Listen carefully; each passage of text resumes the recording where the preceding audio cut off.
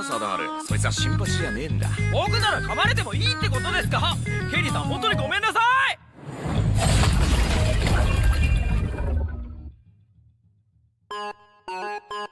さて、行き先は？って、もしかして僕またメガネだけになってない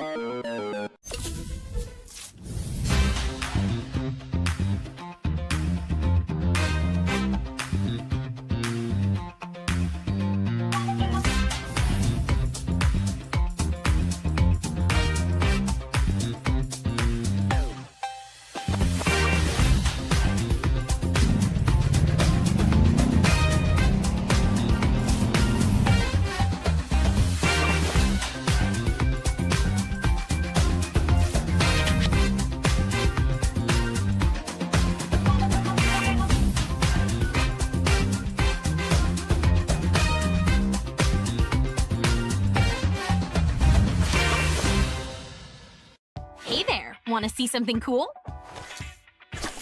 Isn't it cute? Let's see what other sea creatures we can discover.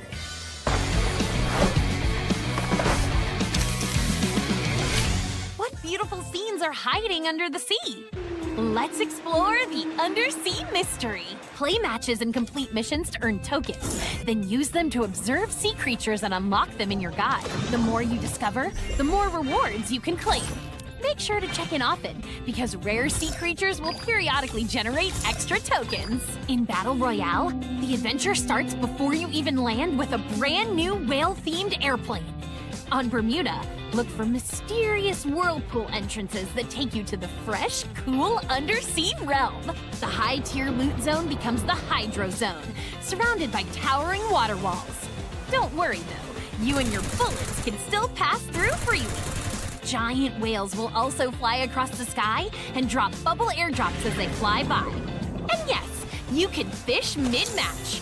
Fishing spots will appear around the map, letting you reel in fish or even loot. Find upgraded fishing spots for even better rewards. Some fish will even follow you after you catch them and grant special buffs.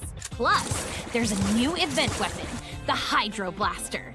Hold fire to spray a continuous, super accurate water beam. When you run out of ammo or reload manually, a QuickTime event will pop up. Hit it to fast reload and gain a buff. Some other weapons can get this QTE reload too, so try them out when you find them. In Clash Squad, the Hydro Blaster is also available, along with the same QTE reload bonuses on select weapons. The Undersea realm joins the Bermuda map pool, and cyber airdrops and spawn areas get themed visuals too. The ocean secrets are waiting for you to discover.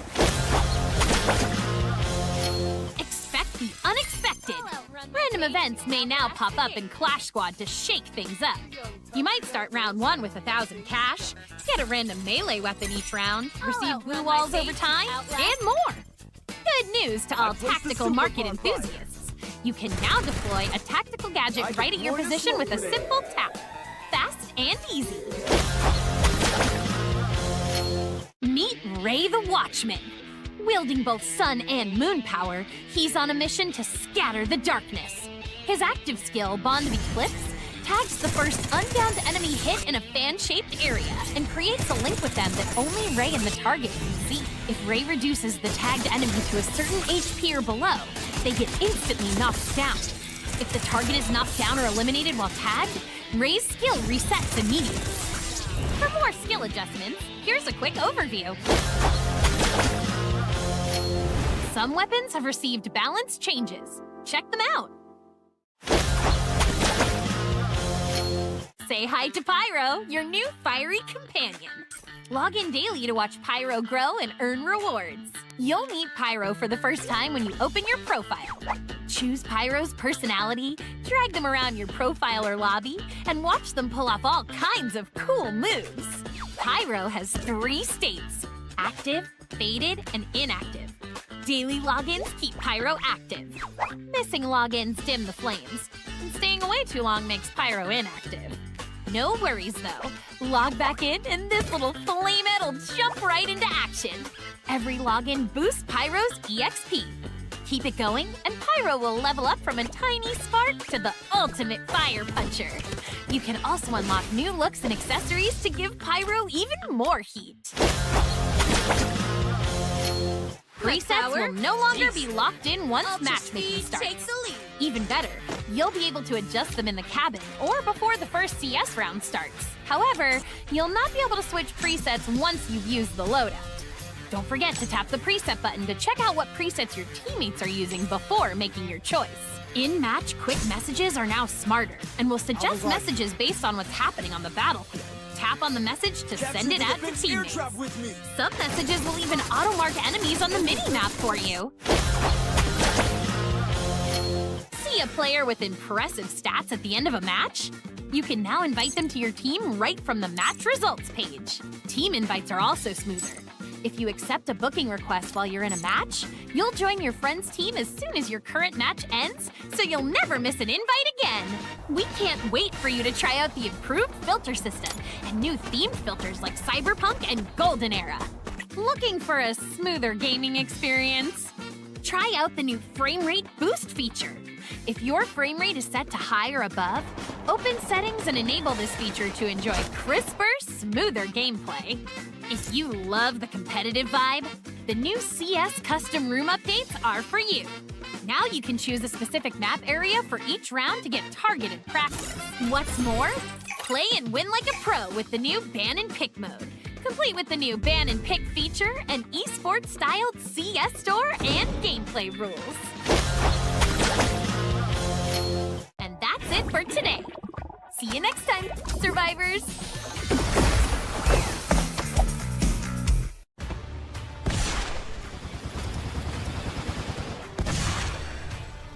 Ate said the moon and the sun aren't rivals. I still believe in that.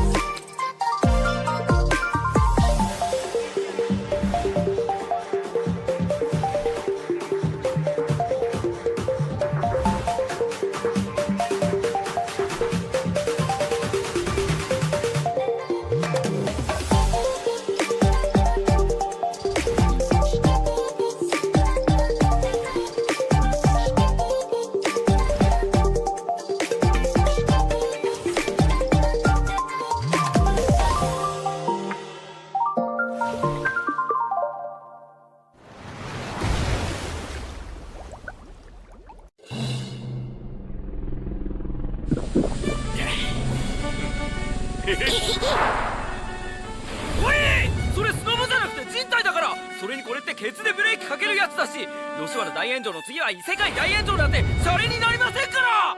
バカ！これぐらい犠牲を払ってこそコラボに対しての俺たちの気合が伝わるってもんだろ。金ちゃんの言う通りある。コラボのためなら尻の一つや二つ差し出して当然ね。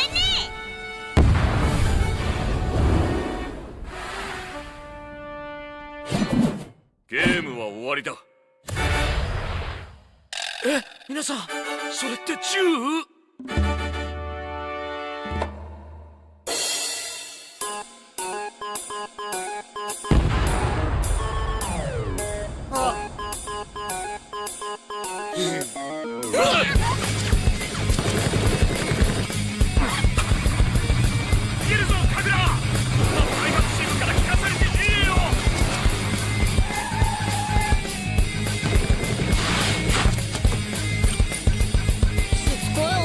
嫌いやろ。アー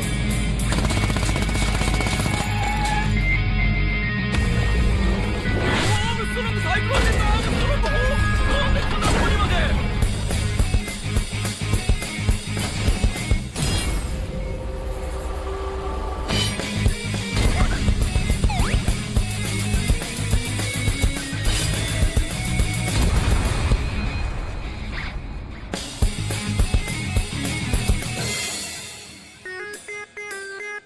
話してやってくんねえかサダール。そいつは新橋じゃねえんだ。僕なら噛まれてもいいってことですか。ケリーさん本当にごめんなさい。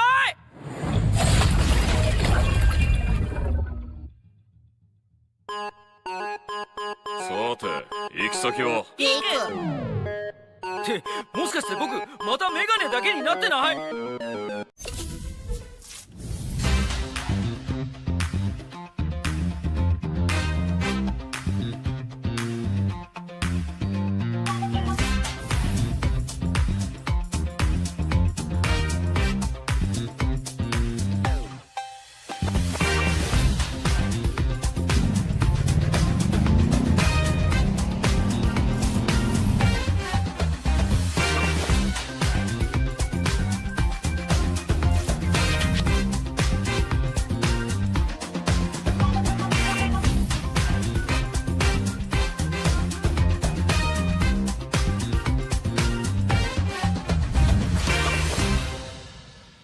？Hey there, want to see something cool?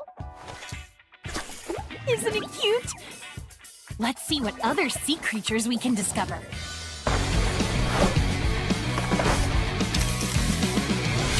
What beautiful scenes are hiding under the sea?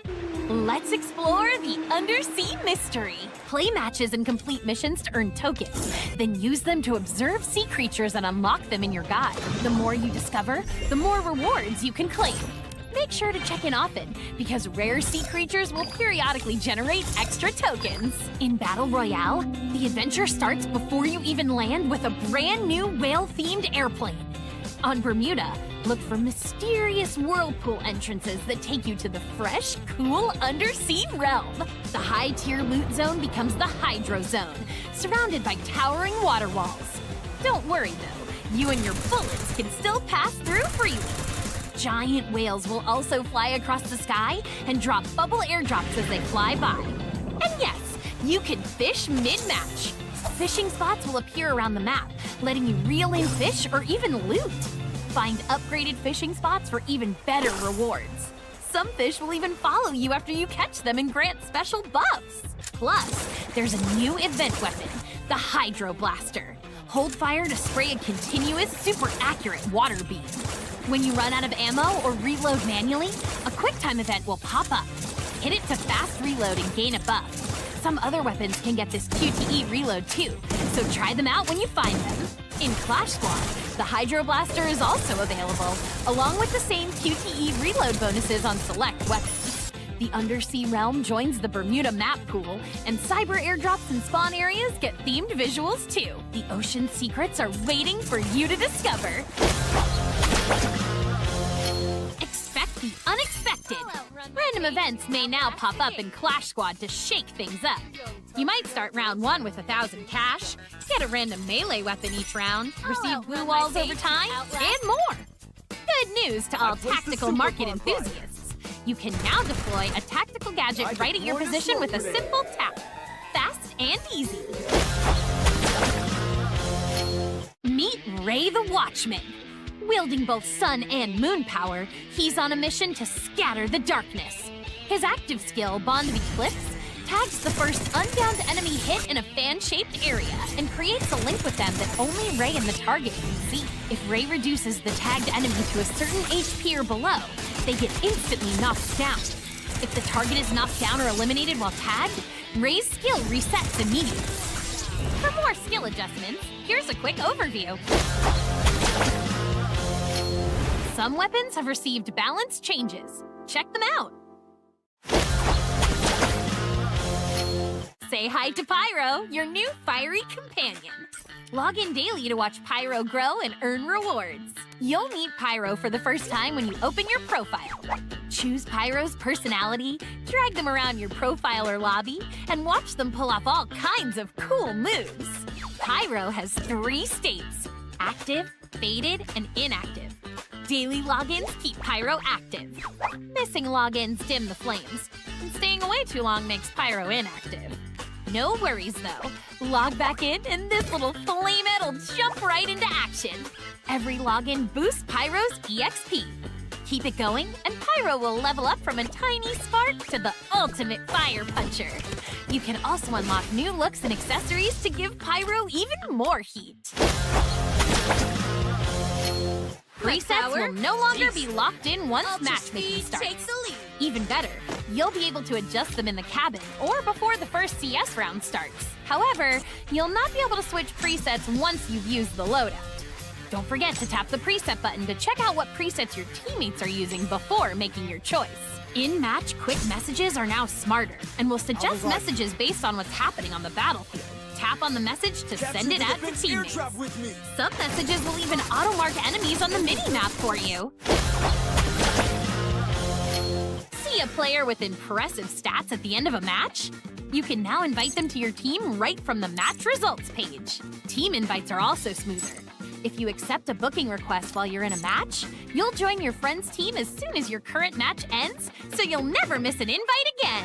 We can't wait for you to try out the improved filter system and new themed filters like Cyberpunk and Golden Era. Looking for a smoother gaming experience? Try out the new frame rate boost feature. If your frame rate is set to high or above, open settings and enable this feature to enjoy crisper, smoother gameplay. If you love the competitive vibe, the new CS custom room updates are for you. Now you can choose a specific map area for each round to get targeted practice. What's more, play and win like a pro with the new ban and pick mode, complete with the new ban and pick feature and esports-styled CS store and gameplay rules. And that's it for today. See you next time, survivors!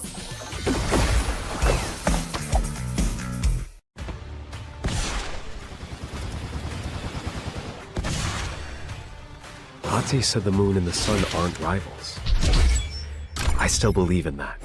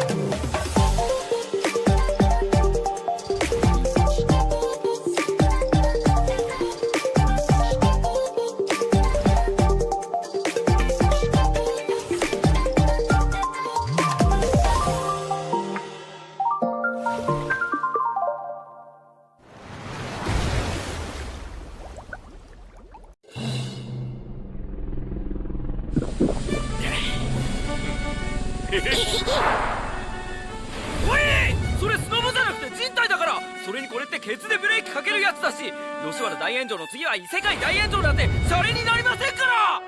だがこれぐらい犠牲を払ってこそコラボに対しての俺たちの気合が伝わるってもんだろ。金ちゃんの言う通りある。コラボのためなら尻の一つや二つ差し足して当然ね。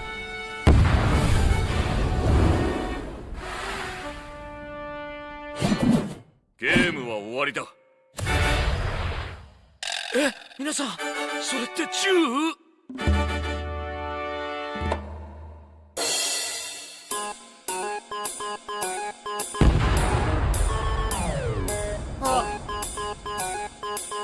い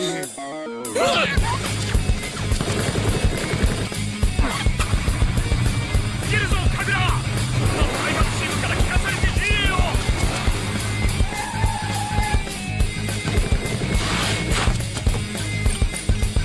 しつこい男は嫌いやろ。ア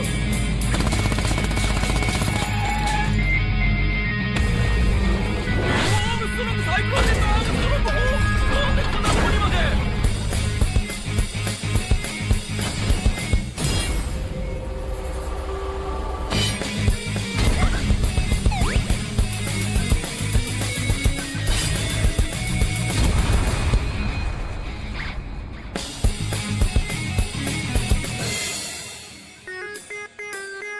話してやってくんねえかサダール。そいつは新橋じゃねえんだ。僕なら噛まれてもいいってことですか？ケリーさん本当にごめんなさい。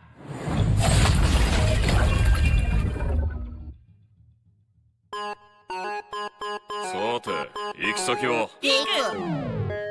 てもしかして僕またメガネだけになってない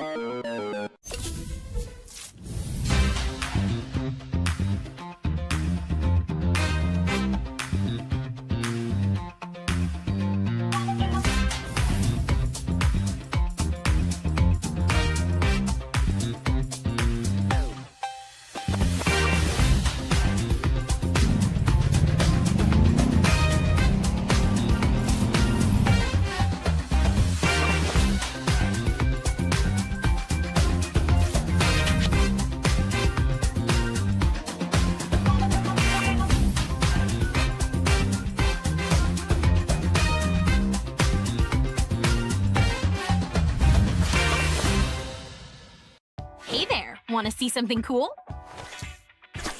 Isn't it cute? Let's see what other sea creatures we can discover.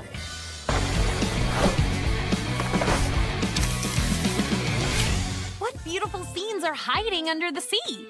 Let's explore the Undersea mystery. Play matches and complete missions to earn tokens. Then use them to observe sea creatures and unlock them in your guide. The more you discover, the more rewards you can claim.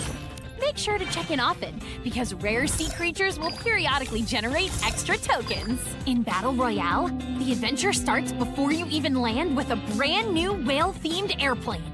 On Bermuda, look for mysterious whirlpool entrances that take you to the fresh, cool undersea realm. The high-tier loot zone becomes the Hydro Zone, surrounded by towering water walls. Don't worry though, you and your bullets can still pass through freely. Giant whales will also fly across the sky and drop bubble airdrops as they fly by. And yes, you can fish mid-match. Fishing spots will appear around the map, letting you reel in fish or even loot. Find upgraded fishing spots for even better rewards. Some fish will even follow you after you catch them and grant special buffs. Plus, there's a new event weapon, the Hydro Blaster. Hold fire to spray a continuous, super accurate water beam. When you run out of ammo or reload manually, a QuickTime event will pop up. Hit it to fast reload and gain a buff. Some other weapons can get this QTE reload too, so try them out when you find them. In Clash Squad, the Hydro Blaster is also available, along with the same QTE reload bonuses on select weapons. The Undersea realm joins the Bermuda map pool, and cyber airdrops and spawn areas get themed visuals too. The ocean secrets are waiting for you to discover.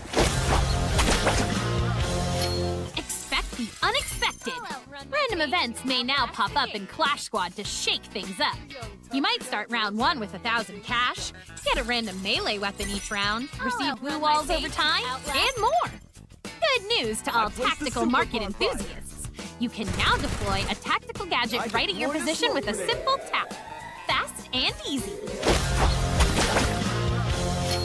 Meet Ray the Watchman. Wielding both sun and moon power, he's on a mission to scatter the darkness.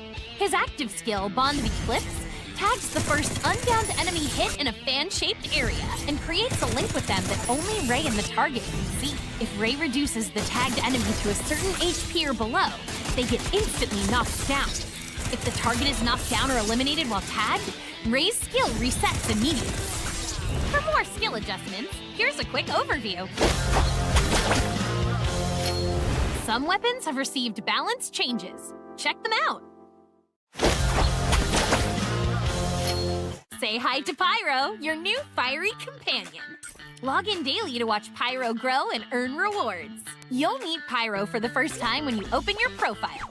Choose Pyro's personality, drag them around your profile or lobby, and watch them pull off all kinds of cool moves. Pyro has 3 states: active, faded, and inactive.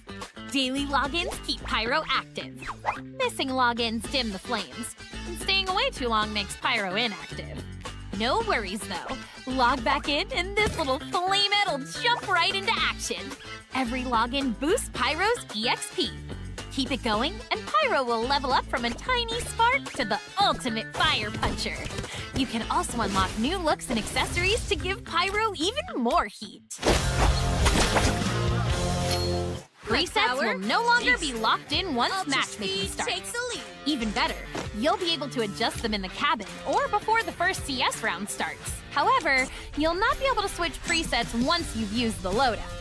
Don't forget to tap the preset button to check out what presets your teammates are using before making your choice. In-match quick messages are now smarter and will suggest messages based on what's happening on the battlefield.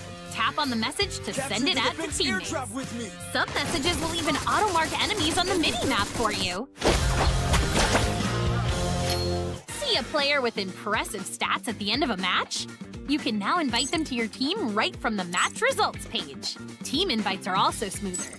If you accept a booking request while you're in a match, you'll join your friend's team as soon as your current match ends, so you'll never miss an invite again. We can't wait for you to try out the improved filter system and new themed filters like Cyberpunk and Golden Era. Looking for a smoother gaming experience? Try out the new frame rate boost feature. If your frame rate is set to high or above, open settings and enable this feature to enjoy crisper, smoother gameplay. If you love the competitive vibe, the new CS custom room updates are for you. Now you can choose a specific map area for each round to get targeted practice.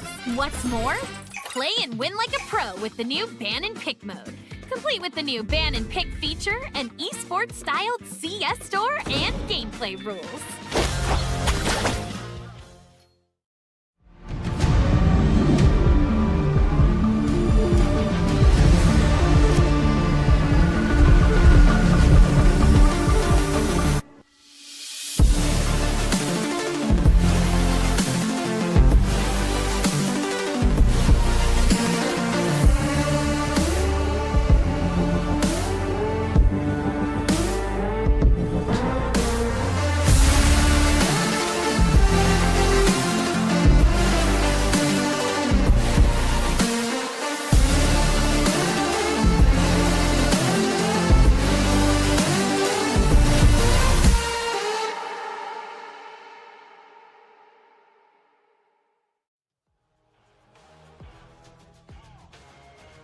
From the thunderous heart of South Asia to the roaring waves of Southeast Asia, a firestorm is brewing and only one can rise through the fire to become champion. 28 teams, one battlefield, no mercy gameplay. Time for the Booyah battles to begin. Ladies and gentlemen, boys and girls, survivors of all ages, welcome to the free Fire Max Asia Invitational 2026 Spring. I am the Mustachio AJ down here with my brother Neptune, the gentleman Garcia. We're going to be kicking off the show for you guys today. We also have Cribs as well as Lucifer on standby to entertain you guys. Neptune, how you feeling, man?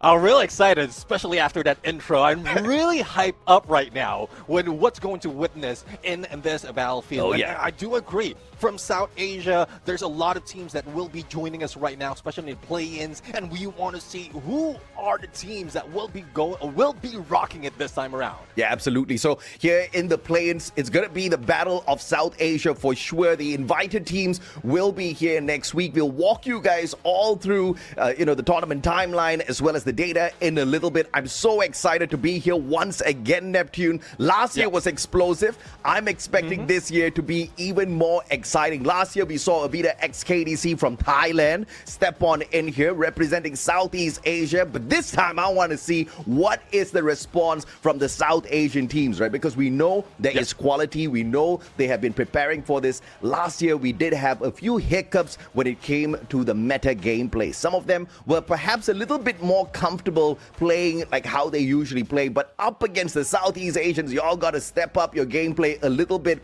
And I think that was a lesson well done. Let's check out the tournament timeline here to see exactly how things are going to be cracking down. This is going to be week 1, and week 1 is for the South Asia play-ins. This will stretch out through 3 days, today, tomorrow, and the day after, where we will throw in 18 teams, but only the top 8 will make it to next week, the main event. Yeah, the main event, that's where we have the invited teams joining us to continue the storyline of the team, crossover between regions, and that's where we find out which team would be heading into the grand finals. That's 1 day of grand finals on the 17th of May. And again, champion rush condition would be on point for the teams to carry over. Who will be the champion this time around? Would it be South Asia or would it be Southeast Asia? Yeah, I mean, that's definitely the question, man. On the 17th of May, ladies and gentlemen, boys and girls, it's definitely going to be cracking. We're going to be running through the champion rush condition where it is not easy to close the competition off. You can ask GodLike a little bit about it, the tournament format. It's going to have, once again, the South Asia play-ins. 18 invited teams will go through a 3-day round robin. The top 8 teams will qualify to play in our main event. There, the South Asian teams who qualify will meet the 6 invited teams from Southeast Asia, as well as 4 invited teams from South Asia. Obviously, these guys are the creme de la creme squads. It's not going to be easy here. It's not going to be easy there. And from then on, the top 12 from the main event will qualify for our grand finals.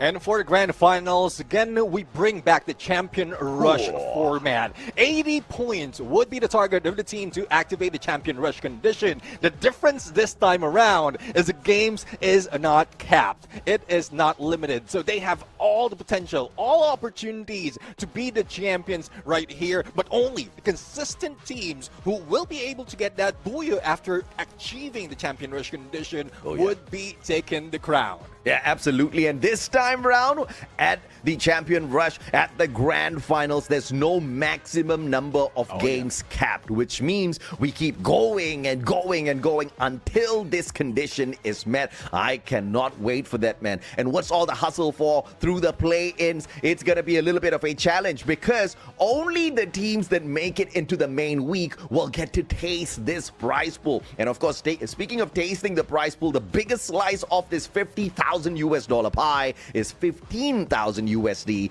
for the first place winners. Again, every single squad that gets into the main week will get a slice of this pie, Neptune. Yeah, almost a third of the total prize pool will be taken by the champions. But the one good news for those who will be introduced in the grand finals, and then 18 teams as well, they will be getting pieces of the pie. But if you look at the numbers, there is a slight difference from every spot. So you need to hustle to get at least 1, if not 2, if not all the way up into that number 1 spot, if you don't want to miss out on all of those USDs, because I'm sure these teams are motivated not only with the prestige but also with the dollars that they will be taking home after the competition. But things that hasn't changed will still remain the same, similar to what we've seen in point system as well as tiebreaker rules. The cardinal rule for the point system: if you get a booyah, you get a 12 points. It go down on a second place by 3, and then by 1 up until the 10th place. Unfortunately, 11 and 12 doesn't get anything, so they need to stack up an elimination. Absolutely, and of course, every single elimination gives you 1 point. If you end up on a tie, obviously the tiebreaker rules will kick in. We go by the number of booyahs followed by the total eliminations, and finally by the ranking in the final game to break that tie. Like you said, the cardinal rules of Free Fire Esports have not changed in a long time. Everybody knows this. Everybody understands this. But can they keep up with what was introduced last year? 2025 was when we saw the introduction of the unique active skill, and this has been one of the most welcomed updates in our esports circuit. The entire squad must run 4 unique active skills. No duplicates allowed within the same squad. Teams now have to adapt and coordinate around different abilities, making team composition so much more creative and the matches so much more dynamic, Neptune. Yeah, and one thing you did mention about team composition, that's where more of the roles will be taken in based on the active skill that they have, and just a preview of that active skill shows the intention of the team. But intention versus execution, that is the one thing that they need to follow right here. So yes, you intend to win the fight, but how are you going to make it work? But let's see if that promise will be dealt by a Group B and C that will be introduced first in today's battle. Yeah, absolutely. And of course, Group B and C, we've got, once again, the teams from South Asia. So you're going to see Nepal, you're going to see Pakistan, Bangladesh, India, duking it out. But this is only Groups B and C. Like we told you guys, it's going to be round robin. Group A will be in play tomorrow. So although we have 3 days for the play-ins, each group will only have 2 days of play, a total of 12 matches to collect those points and find their qualifier into the main week, Neptune. Yeah, now that you have the teams on your screen right now, I'm really looking forward to who you're cheering with, because even before the broadcast, I'm seeing chat right now cheering on a lot of teams. So hopefully you bring that prestige as well. You can go and cross over regions. Doesn't matter as long as they are performing teams, because from the way I'm looking at it, even the biggest name doesn't show up big time on grand finals, and we've seen that from last year. Hopefully it's different this time around. Yeah, speaking of biggest names, you've got Team 2XD, Extreme X, GodLike Esports, GG Instinct. The one that stands out is definitely GodLike Esports, the first team to activate Champion Rush in the TES FFMIC 2026 Spring Grand Finals. Unfortunately, they couldn't get a booyah to close the tournament. Last year at FFMAI, they activated it on Game 7 as well, and unfortunately for them, they took a slow pacing in that final game. They didn't collect points. They couldn't get the booyah. Avita XKDC beat them to it. I'm curious to see if or not they're going to get to close things out this time around, but these are obviously not the only teams. Let's check out more. We've got Autobotz Esports, RZX Esports, Flame, as well as Max Esports on standby here. The Bangladeshi squads definitely have got a lot of the competition stacked up against them, but Pakistan with RZX Esports, one of the most interesting squads, right? Because we know they qualified for the FFWS Global Finals 2024, but due to visa issues, Neptune, they couldn't make it there. But this is a whole new roster that the squad has. They don't have a backup player. This is going to be pretty interesting to see how they get things done here, and if or not they qualify for the global finals once again this year. Yeah, I do agree. I mean, stamina is a factor right here, not only physically, but also mentally, because we've seen a lot of teams, especially if they're losing those fights, they doesn't add up towards the end of the day. But we've seen Revenant XSpark get away with that from the previous competition, even the previous one, FFMIC. So there's a lot of hope coming from this team. Tonde Nepal Esports, talk about hope. One of the representatives from Nepal right now, and I know for a fact that Nepalese players out here are rocking and waiting that hard to show what they have. Yeah, Revenant XSpark, one of the squads that can definitely wake up when it's needed. They had a 10-point head start lead for FFMIC 2026 Grand Finals. Unfortunately, they could not see themselves through on the Grand Finals day itself. They let themselves down there. Decent enough when you talk about a prize pool or the cut that they took away from the prize pool for themselves, but obviously everybody wants to call themselves champions, and I'm thinking that Revenant XSpark will be looking to make themselves champions of FFMAI 2026 Spring this time round. We're looking at the other squads. Tonde Nepal Esports from Nepal, obviously one of the favorites for me. I'm looking forward to seeing exactly how they represent their nation. But looking at the game schedule, Neptune, we've got Bermuda, Purgatory, Nextera, Kalahari, Solara without Alpine since it's been put to rest. But thankfully, with Alpine being taken out, we get the randomizer for Game 6. Yeah, exactly. I mean, it's more of luck that would be put in on that game number 6 if you're proficient on a specific map, but hopefully everyone is already working their best to be the best in all the maps that we have, especially as we start off in the OG map Bermuda. We've seen a lot of teams started slow in that specific map because of the over-familiarity of everyone. Hot drops might happen, but you know for a fact that there's a lot of drop spots available in that game. So I really want to see a slow start right here, just warm up a little bit. They hype it up from the beginning, and then when the battle is ready, when they are ready as well with all utilities, that's when they go in for the fight. That's just my wish, that's just my hope, but let's see if the teams are also planning to do so, because we have their preferred hot drop or drop spot right here. And again, I'm referring to the hot drop that might be happening in Clock Tower. Yeah, I totally understand the hot drop reference, right? Yes, the drop spots are going to turn into hot drops if these teams do not steer away from a little bit of drama at the very start of the day. The last thing you need on the first game jitters, the first day jitters, is dropping into a compound with 2 other squads there looking for the exact same weapons, looking for the exact same vending machine that they want to abuse as much as you. So I'm hoping that this does not turn into reality the moment we head on into game number 1. I'm very thankful that we are getting into Bermuda. Everybody's going to be comfortable on this map. It's a map that's well known, and when it comes to the rotations from compound to compound, I think every single squad has got this down already, but the initial drop spots are definitely going to be a big concern here, Neptune. You can see Sentosa's absolutely free. Shipyard, Plantation, Riverside, Mill. I'm expecting to see squads there when we actually get into the game in a bit.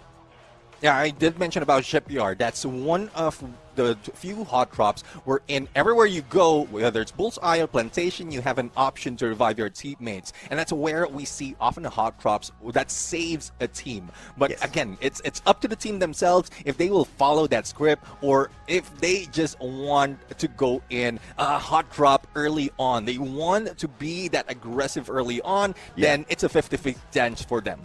50-50 or maybe 25-25 depending on how many squads hop on in there, right? And I say 25-25 only because if you've got so many squads within one compound, then maybe even the 25 is a tad bit too low for you, and you want to be looking for that vending machine very early on. Even if you do have the vending machine, question is, do you have enough coins at the very start of the game?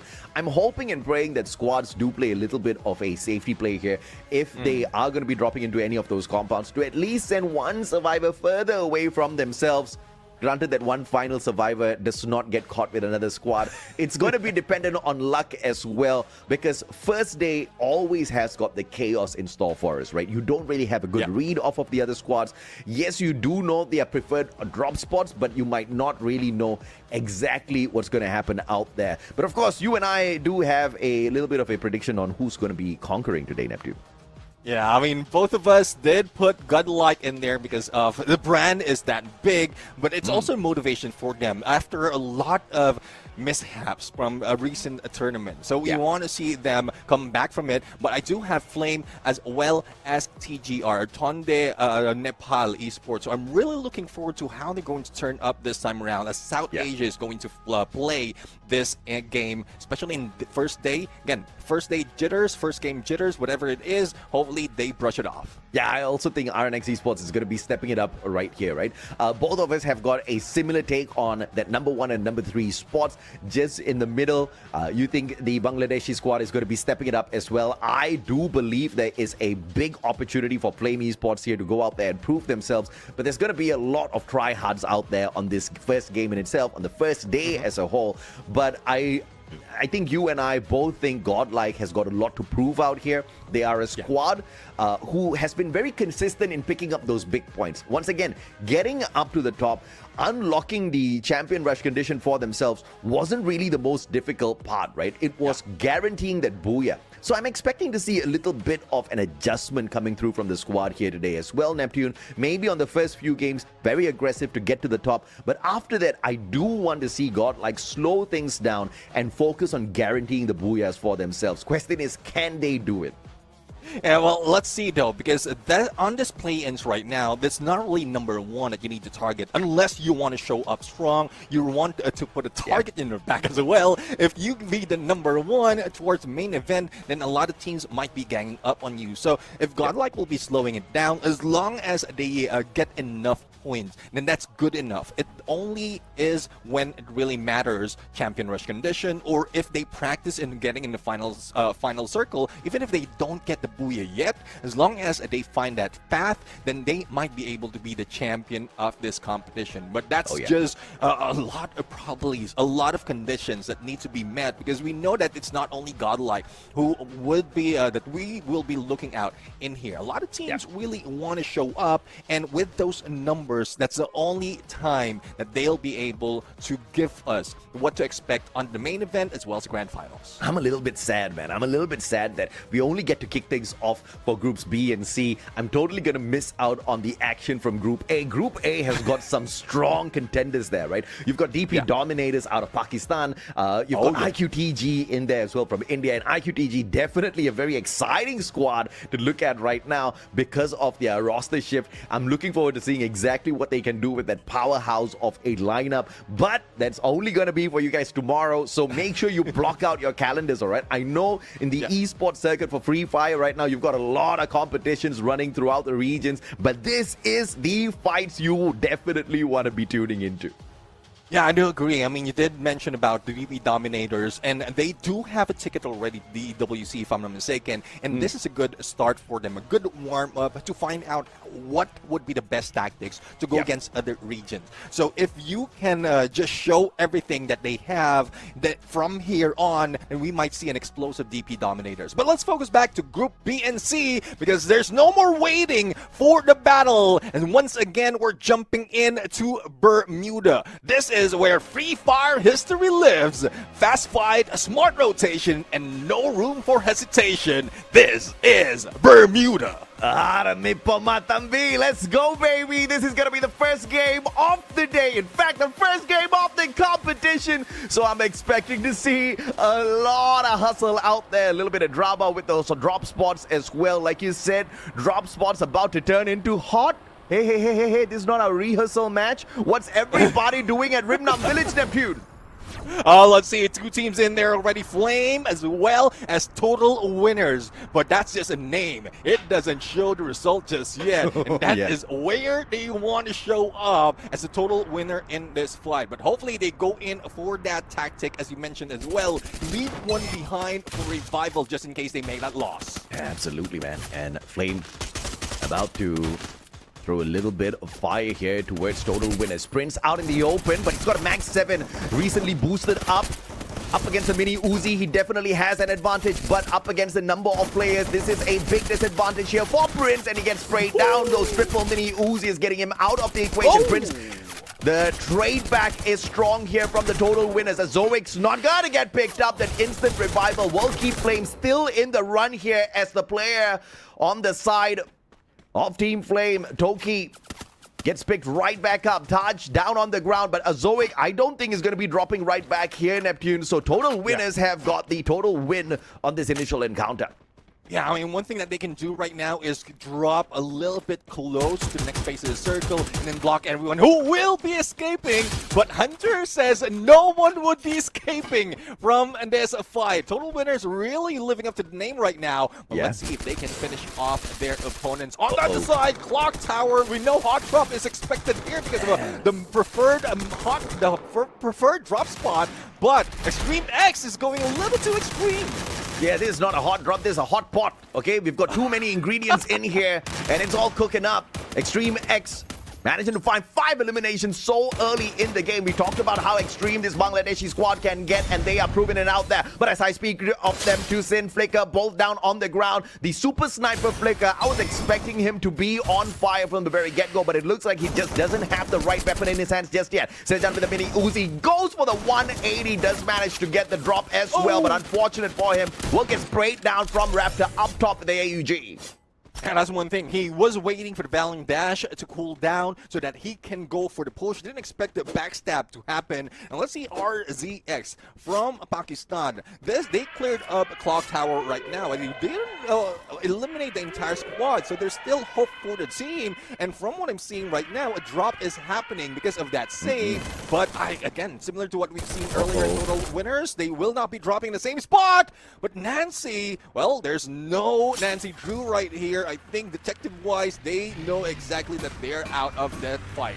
Yeah, I mean, GodLike recovering Nancy instantaneously here. Marco has got enough coins just for that one revival, but as I say that, another player pulled right back in. GodLike back in here with a full squad. GG Instinct did not have the instinct to turn around or drop the glue walls. Roof down on the ground. Tiger with the car 98 looking for Marco. Whoop. Finds the first shot on point, but Lou will be able to backstab him with the Mac 10. Vending machines just not available for Marco to get to, and he will get spent out there.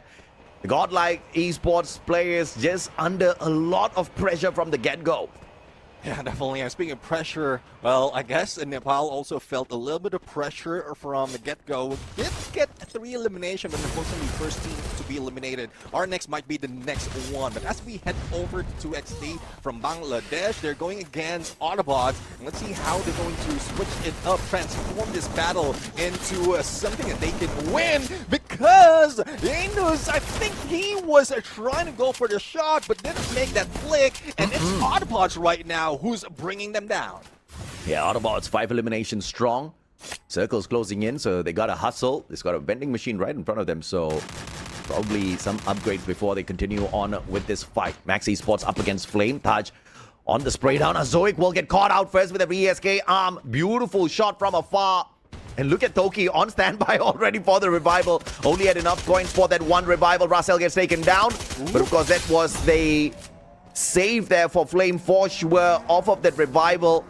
The player's not going to be sticking around nor landing back at Mars Electric, and Max Esports about to overtake them and take control of this Mars Electric compound. But they have to be careful because another squad about to enter the fight. RZX just making their entrance at the very far end here. RZX Esports have to be careful though. The Pakistanis are going to go up against a 10 elimination strong Max Esports. Yeah, definitely maximum effort, maximum result, and this is what Max is showing right now, top eliminators of this lobby, and with that, I think they have a few more targets in play because of that hit list that they have triggered against RZX, but Eric, a little bit of a miss on those shots, but up close and personal as well, the glue walls lock him in, there's a little no chance for him surviving. Itachi trying to fly away to move out from those shots, but they have something to that they have in mind right now. Max wants to go for the rush and not let anyone survive. Absolutely, man. Eric now with the Drogon. Oh, and the first team to get, or the second team to get taken out. Unfortunate. RZX, the Pakistanis, 5 eliminations strong. And this has been a hot lobby, Neptune. Look at this, man. We have got 10 squads in here. Not full squads just yet. They have to bring their players back in through those vending machines. But so many points all throughout the leaderboard at the moment. Yeah, I do agree. I mean, I'm loving this. No one's being eliminated that easily, but a lot of elimination per player is already being brought in. Mad God going mad right now, and through that sliver of space that he had, didn't manage to get that shot with the Drogon. They're on their way to get their 8, but no one's behind. No one's around them right now in Plantation. As we take a look right now of where next phase of the circle would be, a few preparation is being done, especially for Revenant XSpark as well as RNX. They have taken Clock Tower as well as rather the north side of Factory and Bimasakti Strip, and let's see if that's where everyone will be forced into a next phase of the circle. It is, but a huge shift for the rest of the squad. Yeah, absolutely. And this is not going to be a big problem at this point of time. All thanks to the team boosters.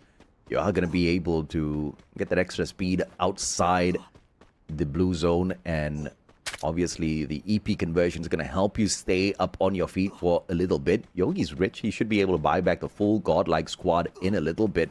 And nobody else seems to be at Riverside at this point of time. But he needs to be careful, though, as the final survivor. He doesn't have too many glue walls on him. If he gets caught out in the open, it could just be the end. A very early one for GodLike. Yeah, I do agree. Let's see though. GG Instinct right now instinctively fires back after being hit with that cryo mine, but they're going for the exit. I don't think this is a smart move, especially for the team, but just finish off a Tiger and Flame right now with 2 eliminations. They're losing their HP. I don't think they've triggered that team boost just yet, and they might be losing on this fight without anything that they can do about their opponents. But it's a good thing that they're trying to recover, heal each other up. But here comes a vehicle from the other side. GG Instinct right now rushes in, and there goes the takedown. Only Toki remains. Oh, GG! My goodness me, GG Instinct with the not drive-by, but pulling up, dropping those shots, instantaneous Valiant dash to put the boys in a little bit of a pickle there, and Team Flame burned up in the 10th spot. Just like that, 3 teams out of the equation already. RNX from India, 3 eliminations strong. Now looking to set this up against Max Esports. They have to be careful here. This compound is just the 2 squads, but a lot of noise could just drag in another. Arman tagged up already. Max Esports trying to back away from the situation. And it's a 3-way battle by the looks of things, as RNX Esports is stuck within the compound itself. Unfortunately, they don't have the numbers on them, Neptune. Yeah, well, hopefully they will be a little bit strategic right now. RNX split up Arman in the middle. Shoko, though, does have a Winchester. Might be able to not only provide that cover, but also information. But Max is in a standstill. I think they felt the presence of the opponent. UAV has been released as well, so they're a little bit cautious. Max Esports, despite of the energy that they have, Hawker, we didn't see that bounce happen, but through the rim of that door, he managed to get that nade in. Oh, I mean, 12 eliminations strong already for Max Esports. And they're definitely looking for more. Will Revenant XSpark give that to them? Gopu up has got the Winchester in hand. What level? We'll have to check it out in a little bit. Arsh with the Groza, unfortunately, just cannot find the angles onto these players just yet. Max Esports camping at the vending machine, trying to probably outplay Revenant XSpark. And if they don't get the opportunity to do that, those revivals are going to come in very easy. The AWM shot will put one player down on the ground, but easy pickup, barricading those windows with those glue walls instantaneously. Max Esports on the recovery. See, recovery being done by the team right now. A little bit of slowdown as well in this phase of the circle. 30 seconds before the shift does happen. 2XD though, it's not slowing down. Total winners. Platoon has been taken out, but Max is now knocking the doors off Revenant XSpark. They did win out of that compound, puts them in the cover if in case a backstab will be happening from that high ground. But with all the compounds available in Bimasakti Strip, there's plenty of opportunity for them to win that fight. Ice Grenade elimination being brought in by Hunter from the other side. And still, at this phase of the circle with the Valiant Dash missing that shot because of the time turner, is still alive. Oh, but Divide with a God nade out of nowhere. Arsh with a mistake with the Valiant Dash and the M590, but the follow-up with the God nade was just sweet. And Max Esports have to depend on that vending machine. Triple revival. What a play by Revenant XSpark. I expected them to be aggressive to overtake Max Esports and take over the vending machine from them, but instead they played that passive. But thankfully, they did have the advantage when Max Esports came knocking on their doors. GodLike Esports though. Nancy down on the ground. Yogi looking for that recovery as Marco goes in for the pickup. Here comes GG Instincts once again with that vehicle driving up, but this time those shots are not going to connect as easy. Swaroop on, pushing on forward. Valiant Dash in hand. Here comes the surprise play, and for the Punisher, Marco with a sliver of health. Swaroop with a 180, but power is there for the backup, and GG Instinct cleaning up house, leaving GodLike with one final survivor. And Nobita is the only one remaining. No Doraemon to save him if in case they need anything from that magic pocket. And let's see if GG Instinct will be able to end him. It's Eric from the other side. Max Esports dipping their fingers into that battle, denying GodLike Esports of revival, and we are down to 7 teams. Man, GodLike off to a slow start here, just getting into encounter after encounter. that they just could not overwhelm their opponents. In fact, they were the ones constantly overwhelmed, forced to play those revivals, just could not find the recovery off of their loots, and finally put down by 2 squads, GG Instinct, as well as the final shot of the Max Esports players. Now ABZ, Autobotz circling on in, looking for a couple of extra points here, and it looks like they're gonna find that Valiant dash straight on through, and Mad God finds one with the Trogon. Kunal with the M79 will put an end to the total winner squad as well.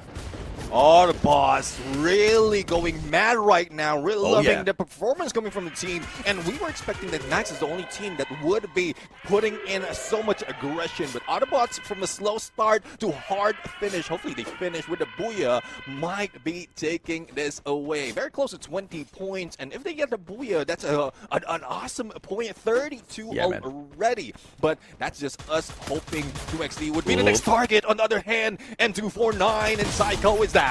Yeah, Johan.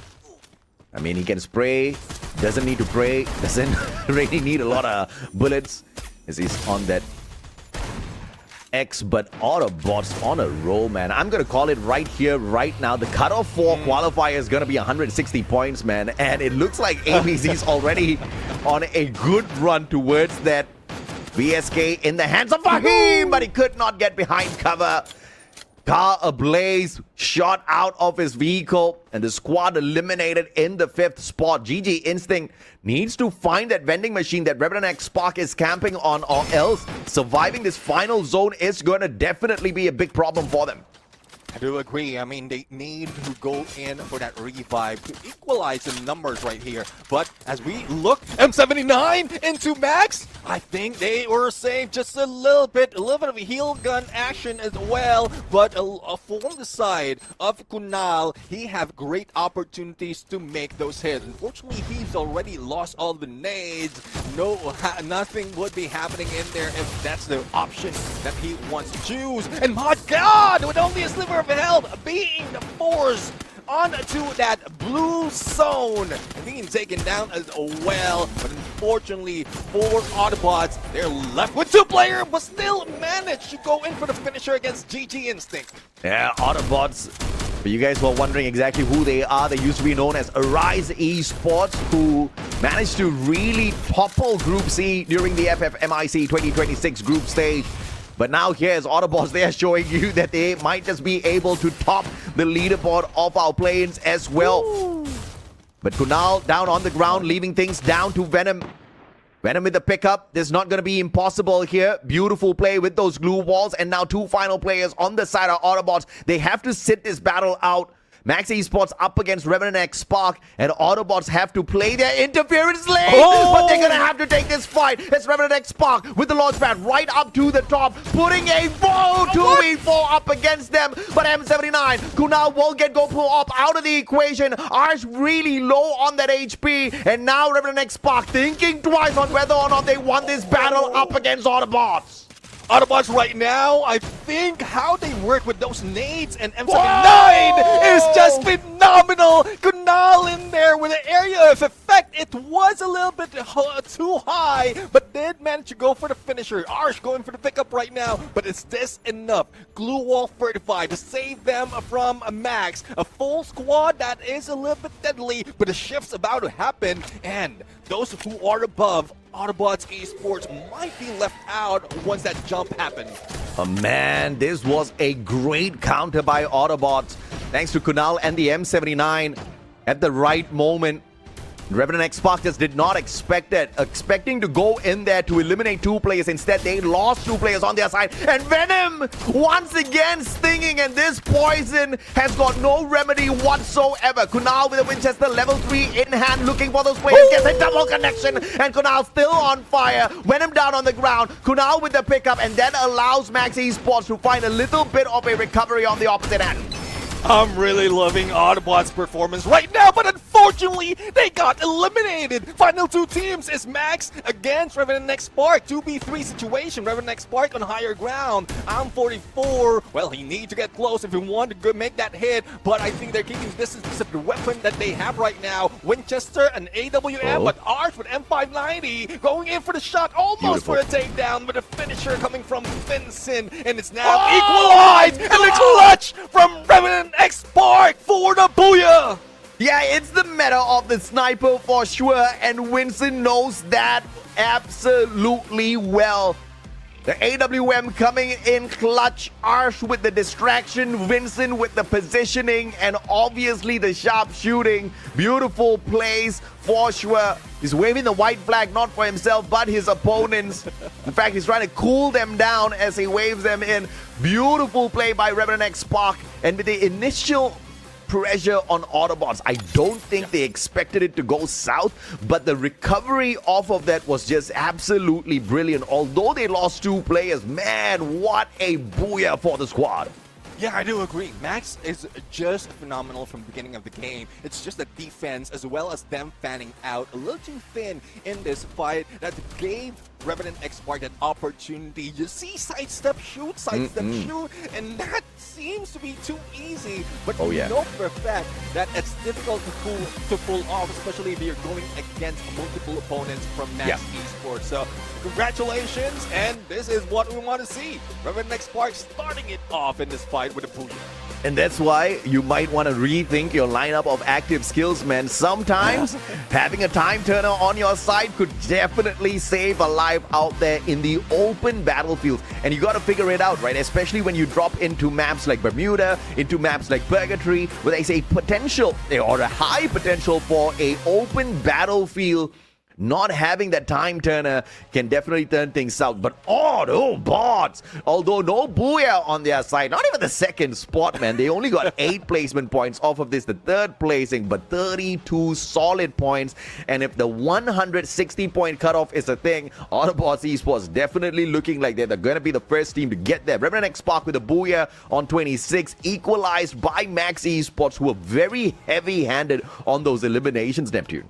Yeah, I'm really loving what Autobotz Esports did in the rooftop. They were targeting a lot of teams, not only with the Winchester as well as the AWM, but the grenade elimination that made a difference. Everyone who hears that tick, especially if they know that they have been knocked down already, would be pulling away. And that's one reason why Revenant XSpark did pull away, jump out of that rooftop, and they were the ones aggressing Autobotz before that final circle happened. And if they didn't get away from that, they could have been taken out, and they would not have gotten that booyah from that battle. Down to the very bottom, though, the Nepalese, Tonde Nepal Esports just not clocking in great with those points. And if you want to say that for Nepal, man, GodLike Esports bombed out this time around. And I say bombed out looking at the fact that they are a team very capable of pulling big points here for themselves, right? No chump squad, no junior team for sure, but this just wasn't their game. They just kept getting pressured time after time after time in this Bermuda map, and they just couldn't find that proper recovery for themselves. But the MVP, the one and only Divine from Revenant XSpark, rocking the crow. See, this is what I'm talking about, man. Divine, if he needed to, could have saved the squad, but of course he wasn't alive in that final moment. And he didn't even need to, because the sniper on the side of his team was doing more than enough. Had the chrono, rocking the Alvaro with the splits off of that beastin as well, making him one of the most dangerous grenadiers out there on the battlefield. We talked about the coin meta. He walks in with that Susie as well and has the Moko for the Marcus. Rocking the Car 98. This guy is a all-rounder flex. A bomber who also hits hard from afar. Yeah, a bomber, a sniper, and if in case needed, he would be the reviver of the team. X-Divine really gives in a little bit of divine intervention in that battle, in that fight with that MVP title. And well, let's take a look on the rest of the squad right now, what they brought in Battlefield. We did see that Valiant Dash, that Riptide Rhythm as well coming from Vincent. I guess that's a little bit of a double-edged sword if you have that Hoda. Yes, you can see your opponent, but that's one thing. If they go for a switcheroo on a crucial moment in CQZs, you might be caught off guard, and I think that's one reason why he got eliminated a little bit early in that fight. Yeah, I don't know if Coda is really viable because in this OB53, you definitely see a very big nerf coming through for all of these position markers out there. And Coda definitely saw a nerf coming through his side. And although he's still viable, it wasn't a very heavy nerf onto Coda. I wouldn't say he's the best active skill to use out there on the battlefield. A Cassie, perhaps to enable the rest of his team members, as he's one of those rushes, could have maybe come in a little bit more handy. Even a Zane on his side could have been maybe a little bit more pressure play possibility off of Gopo Op. But, you know, we'll have to wait and see if or not they make those changes. But when you look at Vincent, man, this is what I want to see off of a sniper on the sniper meta. 7 knockdowns, 6 eliminations, 1 assist, 3,347 on the damage. I'm just a tad bit surprised that Arch didn't get a lot off of those Winchesters, though. Yeah, I mean, it's more of pressure that he has been bringing into that fight. It's Vincent that is finishing off. It's more of the reverse play coming from these two. Most of the time, it's a sniper who gets in for the initial damage, and then the finisher will be done up close. But because they have the high ground, Arsh, I don't think he is that proficient in long range, but it's a good thing that there's still a combination that would give them that hope. But as we take a look at his teams that really took it hard in the early part of this game, you can see them being forced in the circle as well as a few teams being eliminated. That gives you a preview of what needs to be done if in case you're back in Bermuda next game. Yeah, I'm just looking at GodLike from the start to end, man. This was just a streak of bad luck for GodLike on this very first game, because everywhere they decided to rotate to had a couple of players and they were pressured, especially off of those revivals. They could barely recover after that very first engagement, and of course they went down very early on in the third circle itself. Their run came to an end. They only had the initial 2 eliminations after their hot drop, but after that you just couldn't see much out of GodLike because of how much of, I would have to say, bad luck they encountered in this Bermuda map. No, it's just unfortunate, right? Because you look to rotate around, you look to recover your gameplay, but everywhere you go, the place is crowded and you don't have... It's like going somewhere without booking a hotel room and finding out that, man, this hotel is absolutely full and you got to go somewhere else, and at the end of the day, you got to sleep out on the road. Yeah, that's one thing. And they got a 1-star hotel out in there, and they got even bitten by mosquitoes, and that team got them eliminated. And I don't understand the feeling of GodLike right now. There's really at a loss from that rotation. And that's one thing. That's one thing that you don't want to happen for your team. And then one reason as well why some are taking advantage of that. They got control of the vending machine and then just shoot everyone who will be revived. But hopefully in this time around, onto the next map of Purgatory, the spread would give them more potential of survivability, because GodLike is just going solo on Marble Works, but they do have a little bit of extreme opponent in Golf Course that might be able to push them if needed. Yeah, man. I mean, this is just a very big flaw in terms of strategizing. If you are looking at the preferred drop spots and then you're strategizing where you want to go, you might get caught off guard as well, because the preferred drop spots, well, I mean, given to us by the squads themselves, right? So I don't know if or not this is going to be staying true to exactly where they are going to be going out and dominating in a little bit. But of course, I'm expecting GodLike to make a little bit of a comeback this time around. Neptune earlier on, Flame got taken out way too early as well. I want to see them rise to the top once again for sure. I've got my predictions for this next game kind of locked in, looking at the underdogs making that recovery play on Purgatory. Yeah, I mean, that's one thing. For the prediction right now, I think there's a little change, or a lot of change that will be happening based on the performance that we've seen in Bermuda right now. Autobotz really has my heart.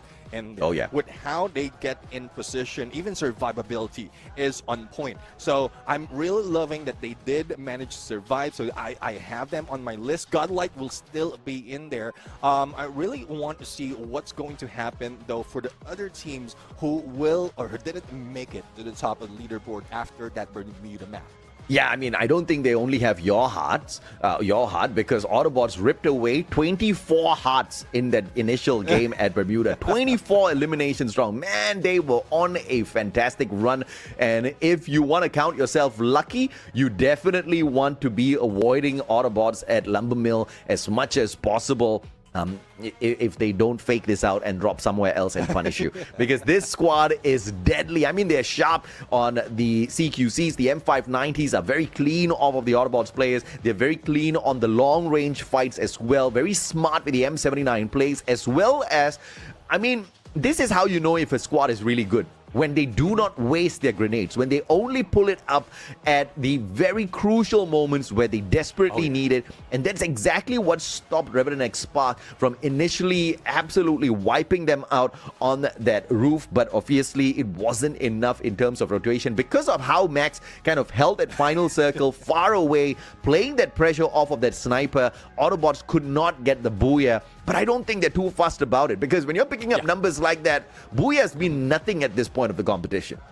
Yeah, exactly. I mean, if you can stack up numbers, and again, we're not talking about who's going to end it on that #1 spot. It's top 8, and everyone would be targeting right now by the end of this week. So if you can stack up the numbers, make sure that you secure your top 8 position, regardless of if you're not playing in one specific day. Then I guess Autobotz and Max Esports has a few of those already locked in, because even Max has the starter of that Bermuda head on, and it's only towards the mid-game where Autobots caught up in terms of elimination. So that's one reason why my mind is being changed right now. No offense to Revenant XSpark. They did get that booyah, but we know that they can pull it off. There's just a few teams that we thought it would happen this time, but we're still hoping. So hopefully that would happen in this game #2.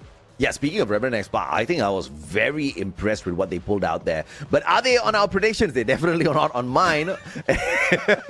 I'm expecting the underdogs of that first match, GodLike Esports, as well as Flame Esports, to really climb the leaderboard this time round. That recovery play is definitely much needed. Extreme X as well. I think they were performing solid in terms of the eliminations, but way too early. And they got eliminated with only 2 placement points. So this time, if they don't climb the ladder, I'm going to be a little disappointed, Neptune. Well, for me, it's more of how they perform in Bermuda, because looking at how Purgatory is, the terrain is pretty much similar, other than water, as well as how the flight path is going to start this battle a little bit early if it goes skews, as I wish most of the time. I think they have the fighting chance, especially for Max Esports as well, who really rocked it from the beginning of that game. But I'm pretty sure there's a lot of teams that we can put in those predictions. Regardless, there's only 3 spots available. If we can have 12, we can have all of them. But the thing is, it's up to the team to really disregard all of this. Just pull it away, make sure that they perform, and then make sure that they have that momentum as well towards the remainder of the day. I'll have my eyes on RZX Esports as well as Tonde Nepal Esports in a little bit, Neptune. I'm expecting a great encounter at Crossroads. I do believe, because, you know, based on some of their past matches, they do prefer taking this drop spot.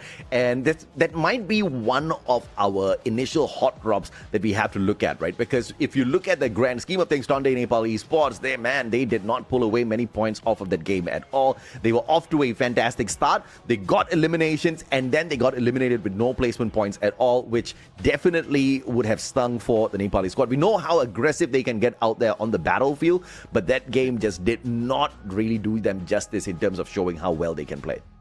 Yeah, definitely agree in that. Hopefully they can change that. I don't know, if they can true to the preferred drop spot, then early engagement might happen for them.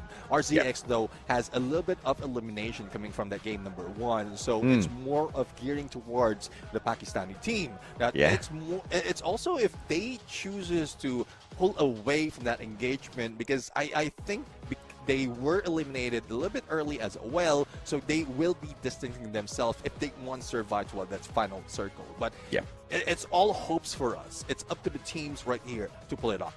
Yeah, but I can say I'm definitely very excited, because South Asia is showing us that they are bringing the fire, and the team this time through is Rise Through Fire, right? 99 eliminations on that Bermuda map. I mean, they definitely were looking for those big numbers, and a majority of those numbers obviously were scaled towards the top of the leaderboard, but there were numbers being picked down from the bottom as well, right? These are no chump squads. Everybody's fighting for their lives, fighting for their survival. Like you pointed out, only the top 8 teams out of 18 teams here in the plains get to move on to the main week. We don't have a lot of space here. I'm looking at a cutoff of 160 points, which means every day that you play, you need to get a minimum of 80 points.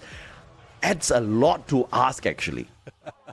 Yeah, but we've seen a lot of teams right here who pulls off 100 points, but most of the time they go in for the top of that leaderboard by the end of any stages. But right now we're going to go in onto game number 2. This is where heaven meets hell, and I don't think anyone would be saved as we step in to purgatory. Yeah, man, at Purgatory, if you can't bring hell down on your opponents, you will be sent to heaven. That's about it, right? At the end of the day, it is all about who gets a little bit of luck to their side as well. You definitely want to manufacture some of that luck. You want to be dropping close to a vending machine. You want to be making sure that you've got the glue walls, you've got the better guns on your side, and you don't want to be putting yourself in a little bit of a pickle too much. But the flight path is going to be absolutely fair to the squads here today. From Quarry down to Forge, opening up the full map for these squads. Golf course right now being occupied by 2 teams. Well, it's a split of GG Instinct, who's trying to go into golf course and opposing the Booyah Takers from the previous map. I don't know if that is smart, but still, there's a savior for them on Mount Villa. For GG Instinct, Patlu has been taken out a little bit early, and guess he was just a straggler from outside of those compounds. Yeah, Revenant XSpark, 3 plays still up in the air here, and Vincent looking for the mini Uzi shutdown. Tiger! What? Not gonna get much off of this. And yeah, I'm gonna punch you back to the lobby, my friend. 2 eliminations strong for Mr. Vincent. And off to a fantastic start. Without him, I don't think that Booyah would have been possible. Phenomenal AWM plays. But Gopuop is gonna be shut down by Hunter with the mini Uzi. And this is what I was talking about. Revenant XSpark is working on a very decent split push here on the initial drop, just playing security for themselves as much as possible. And Arman is turning back the clock a little bit. I mean, who needs a car? Who needs a car if you have 1 horsepower? Let's see that. I mean, that saves a lot. But as we go into 1v1, it's about to happen between Mad God and Psycho. Let's see who's going to win. And I think both of them, oh no! My Psycho does have both M10-14 as well as AK-47, so I don't think Mad God would be smart to go in for a rush, but he doesn't know that. Yeah, man. Weapon rack doesn't really have much weapons for him. Mad God's going to be depending on this mini Uzi here. He's got the Valiant Dash! Did not use it! They take each other out at the very same time. Very rare situation, but at least he's got a little bit of backup here. Psycho, on the other hand, is lonely. He'll just have to wait for a revival. Yeah, definitely lonely in that fight. I don't know. I mean, he had the opportunity. If he heard the footsteps, he could have a turn and shoot a little bit better weapon in that battle, in that fight. But again, we are talking about Autobotz right here. Even in the previous map, they couldn't be caught off guard. So I do agree that they are a different monster. Joe Hundo seeking a little bit damage from whatever part of this map, but hopefully the rest of the squad will be able to group, or what their plan right now is just spread out and then regroup towards the second phase of the circle.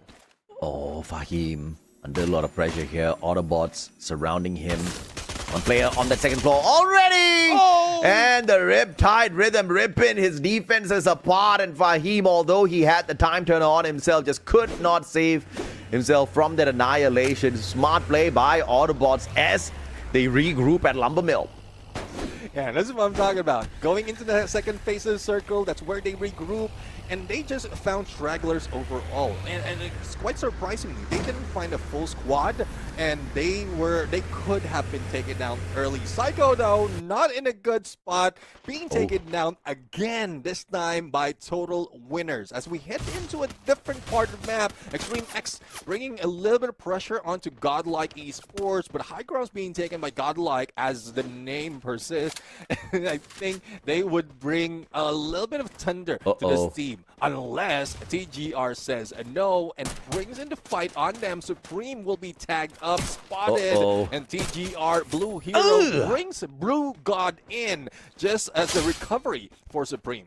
Tonde Nepal Esports once again on the back foot here at Purgatory. It is a slow start, as slow as it was on Bermuda. Now left with 2 survivors looking for those coins and the revivals. GodLike, though, will have to dream with Extreme X as they book an appointment with them. Glue Wall Melt is going to be laid out first. Nobita, can you protect yourself? Yes, he can.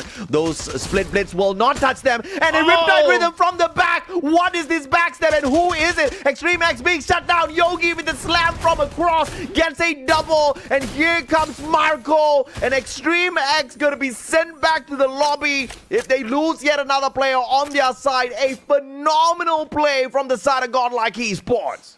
I don't know. I'm a little curious where that Riptide Rhythm came from. It's not from Flicker because he does have that Iris, and it's coming from a different squad. And that was a failure of that approach. Let's see if Flicker will be able to survive. Doesn't have enough coins to work with, but there's a few in his path, and he might be able to get into the next vending machine in a few seconds. There's plenty of space to work with, plenty of time, but I think some of the teams already spotted and heard him. But let's head over a different side of the map for another engagement unfolding.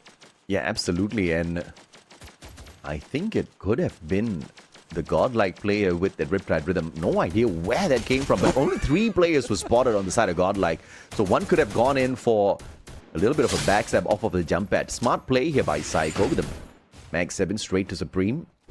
Don't Cry taken out of the equation here for Team 2XD. Up against Tonde Nepal Esports now, the team that's looking for the recovery. Team 2XD as well. Didn't really do too well on that Bermuda map, but decent enough. Psycho, 2v1, Blue Hero still wins out that gunfight up against him. But Fahim has got the Max 7 Valiant Dash straight through the defenses, but they had the numbers to defend. Unfortunate for Blue Hero. He didn't have the backup, didn't have the HP to sustain. And that's one thing, I mean, if he angled that Valiant Dash a little bit to the right, he might be able to push down or push out Fahim and prevented that revive as well. It reduces the HP and put that firepower of the cord on his opponents. But I do agree, the numbers is not favoring them from that moment. So let's see how they recover later on, as GG Instinct right now dealing with Revenant XSpark and Vincent surviving. But here comes on the other side, Power with an M60 power on him. Uh-oh, not looking good at all. Vincent taken out of the equation already. Arsh gonna get caught out by 2 players, but what a nade out of nowhere! Arsh with the M79, drop in Swaroop. GG Instinct, though, recovering this play instantaneously. Revenant XSpark, a little bit too far away now for them to hunt down GG Instinct with a great approach earlier on. Extreme X, on the other hand, almost dropping Flicker with those shots. Shoko has got to go in to chase the vehicle with his 1 horsepower. 1 horsepower indeed. Let's see. Does the horse have the boost? I don't think so. The horse, yeah. Bro, imagine we're going to put that boost, that nitrous on a horse. So, but either way, I mean, it's a good idea, but I don't think that would be something that would be nice for work. But Arman right now, Max 7 Flicker uses that blue wall, but on the other side, here comes a backup, and Hassan with a Thompson. I don't think Flicker can survive, but he still is recovering despite of the numbers against him. But it's Arman who finished him off. Yeah, smart play by RNX. He's just stacking those players. And unfortunately, Flicker just could not keep them away. Tried to FGL the glue wall and keep them away from the glue, but they're like, yeah, we don't mind losing a little bit of HP. We just want this elimination point for ourselves. GodLike Esports on fire right now. A lot of eliminations. We didn't see a lot of them on camera, though. Yeah, I mean, they are elimination leader right now, and we've seen a few of those engagement. So we want to see if they can bring it towards a final circle, survive a little bit longer, because we know for a fact Max is that aggressive team from Bermuda, but not this time around. They might be able to beat down on GG Instinct, but that's a team that you don't want to deal with as well, especially if they're a full squad. But not a full squad would be Tonde Nepal Esports, another takedown against their team. It's not looking good for the team right now, but numbers is still stacking, so they're still above from the rest. Oh, beautiful. Prince picked right back up here, but GG Instinct Valiant dashes through. And a beautiful time turner survival here, but Prince did not see that one coming as Swaroop showed up from the back. Sammy just trying to stay alive. Max 7 in his hands, but just no HP to sustain the battle up against two players who were just absolutely dominant in that battle. But here comes Max Esports up out to Mount Villa. They want the vending machine. They want to book a battle up against these points as well. Let's see if they can book the battle. A little bit slow down right now. Max slowly moving in against GG Instinct. This might be a bait. This might be them putting Max in the open for Tiger shoot from, but no! From afar, Swaroop? M44. Swaroop tries to move away. I don't think he was seen, and now he will be able to go in near the vending machine, but not enough coins for him. Yeah, man. Swaroop close enough, like you said, to the vending machine, but absolutely broke. Oh no! Pulls out the binoculars, scans out the vending machine. But no use though, because he needs to go out hunting for those coin machines first. Swaroop up and away. Not the ones.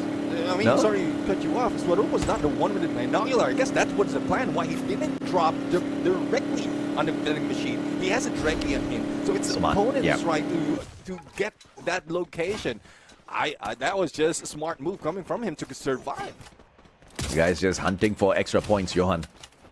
He's backing away here. Eric not finding the connection with the M24. But Autobotz Kunal in a little bit of danger here. Max Esports focusing to shut down Autobotz. Distracted by the one player, but they know this one could just be a guaranteed point. But a smart rotation from Johan. And that's going to keep him away from the crosshairs of Eric for the time being. The connection onto Kunal is going to be pushing him away. And now they're cutting towards that right-hand side. Eric has to be really careful here, though. As he finds the boys, he might find himself in a little bit of pickle as well if Venom turns around. He does not, and Eric missing 3 shots in a row doesn't help his case.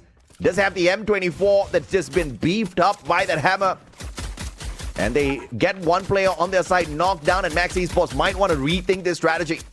Let's see, though. They might be able to go in and pull away from this engagement. Autobotz is already in next phase's circle for elimination. Doesn't look like the maximum effort that we've seen earlier, but as we switch onto the other side, Booyah takers from that Bermuda map. Divine almost being taken down. A quick recovery. Go pull up right now for the finisher with an M590, as well as using that heal UAV not to be damaged that much. Quick revival onto player of Arj, and they can continue on heading into golf course. But do they have a time right now? And instant replay coming from RNX for the finisher. Yeah, man. Arman, super sharp shots. Like a cowboy out here in Purgatory. Shut up, Neptune. RNX. GodLike Esports. I talked about recovery, and they're showing us recovery. 7 eliminations strong this time, not getting caught in a lot of those engagements where they were running away, but this time forcing the other squads to stay far, far away from themselves. A decent spot at Quarry. They don't have the vending machine on them, and this is going to be a little bit of a challenge if RNX takes the fight right to them, but RNX wants to protect their own little defensive spot here as well. The circle closes in. Both squads waiting to see exactly where this next zone is going to be, as the rest of the players just slowly circle in looking for a defensive place in this compound. Now let's see, though. Great takedown. Another instant replay right now, and it is Flame. Despite of the lightning zone on them, they were not faced at all. And look at Marco! My God. AC-80 in, headshot, a couple of headshots to take down the opponents. And doesn't even have that much of, like, not so much a pixel to work with. So I'm really loving how they're working at snipers, but it's still in the meta, so I think they're taking advantage of that. Yeah, nobody told Marco that the AC-80 was nerfed. He's like, huh, what? It still works, man. Autobotz, though. Getting annihilated this time, a tad bit too early. Only 5 eliminations to their side, so that's not going to be great in terms of the chances to make that qualifier if they can't keep up the momentum. Extreme X out of the equation as well, a tad bit too early in the 8 spots. But Max Esports now, couldn't get away with the AWM play. Poker backing away alongside Ashbot. Both of them splitting up, looking for a vending machine to recover the squad. See, They can recover the squad real quick. Revenant XSpark with elimination already heading in the next phase of the circle. But they also might be seeing GG Instinct in there. Tiger losing HP. Not quite sure. I think he has been spotted by Divine already. And we know how Divine is. He will not let this go. Riptide Rhythm doesn't really... Or that's a force that was triggered by Tiger, but it doesn't save him, and he might be taken out. Yeah. Arsh telling Divine, I've got my own car, bro. You get out of here. We will all drive into the sunset together. Tiger tagged up earlier on already with that M24, looking for that slow recovery. This is going to be tough for GG Instinct. Very aggressive plays, but that has brought them to a little bit of a halt here in terms of progress. Revenant XSpark is potentially going to be catching them off. And Tiger, barely any HP on him. Gets eliminated by the circle. Unfortunate for the rest of the squads who could not pick up that elimination point, but unfortunate for GGI as well, as they don't get to progress into that final circle. Hulk is going to get annihilated as well. Max down to their final player. Well, let's see though. We're seeing GodLike. They need to revive Marco, but I don't think there's any chance for them to do so. Thus, they're just focusing on getting in position. On this side, it's Nancy doing a lot of pressure. But I think 2XD had a great deal in mind, trapping everyone into one corner, using those trip mines as well as the firepower they have. And now we are down to 3 teams. Yeah, boy, GodLike going for the booyah. Once in my life, I'd get a prediction correct. If they get it. Fahim. AC80 souped up with the enhanced hammer. You gotta love that. As they circle around, no compound to play defense.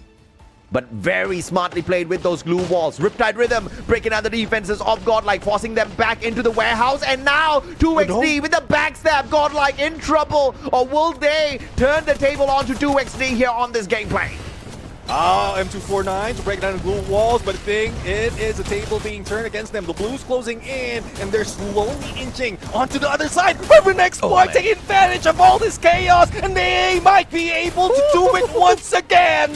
Revenant XSpark looking for back-to-back booyah, and there's nothing GodLike can do about it. This time, Revenant XSpark just showing everybody that they are not here to mess around. They are here to dominate. A back-to-back booyah on the opening day of our play-ins. Looking for that recovery play. GodLike Esports just did not see that one coming, and you can thank 2XD for that play, because they pulled in that distraction, allowing Revenant XSpark to take their fate into their own hands. And obviously, they're not going to wait for GodLike to finish off that battle slowly and then book an appointment with them. They took the fight straight up to both Revenant XSpark, GodLike, as well as the final squad in that warehouse with them. It was unfortunate for GodLike, who was looking for that booyah. Team 2XD messed that one up big time for them. Yeah, I do agree. I mean, I think GodLike was a little bit too passive as well on that final moment. And the moment that the glue wall or the Riptide Rhythm take down their glue walls, they were forced in onto that warehouse, and that's when 2XD took advantage. And now that there's no one else to target, Revenant XSpark used a vehicle, and it has been used very plenty of time.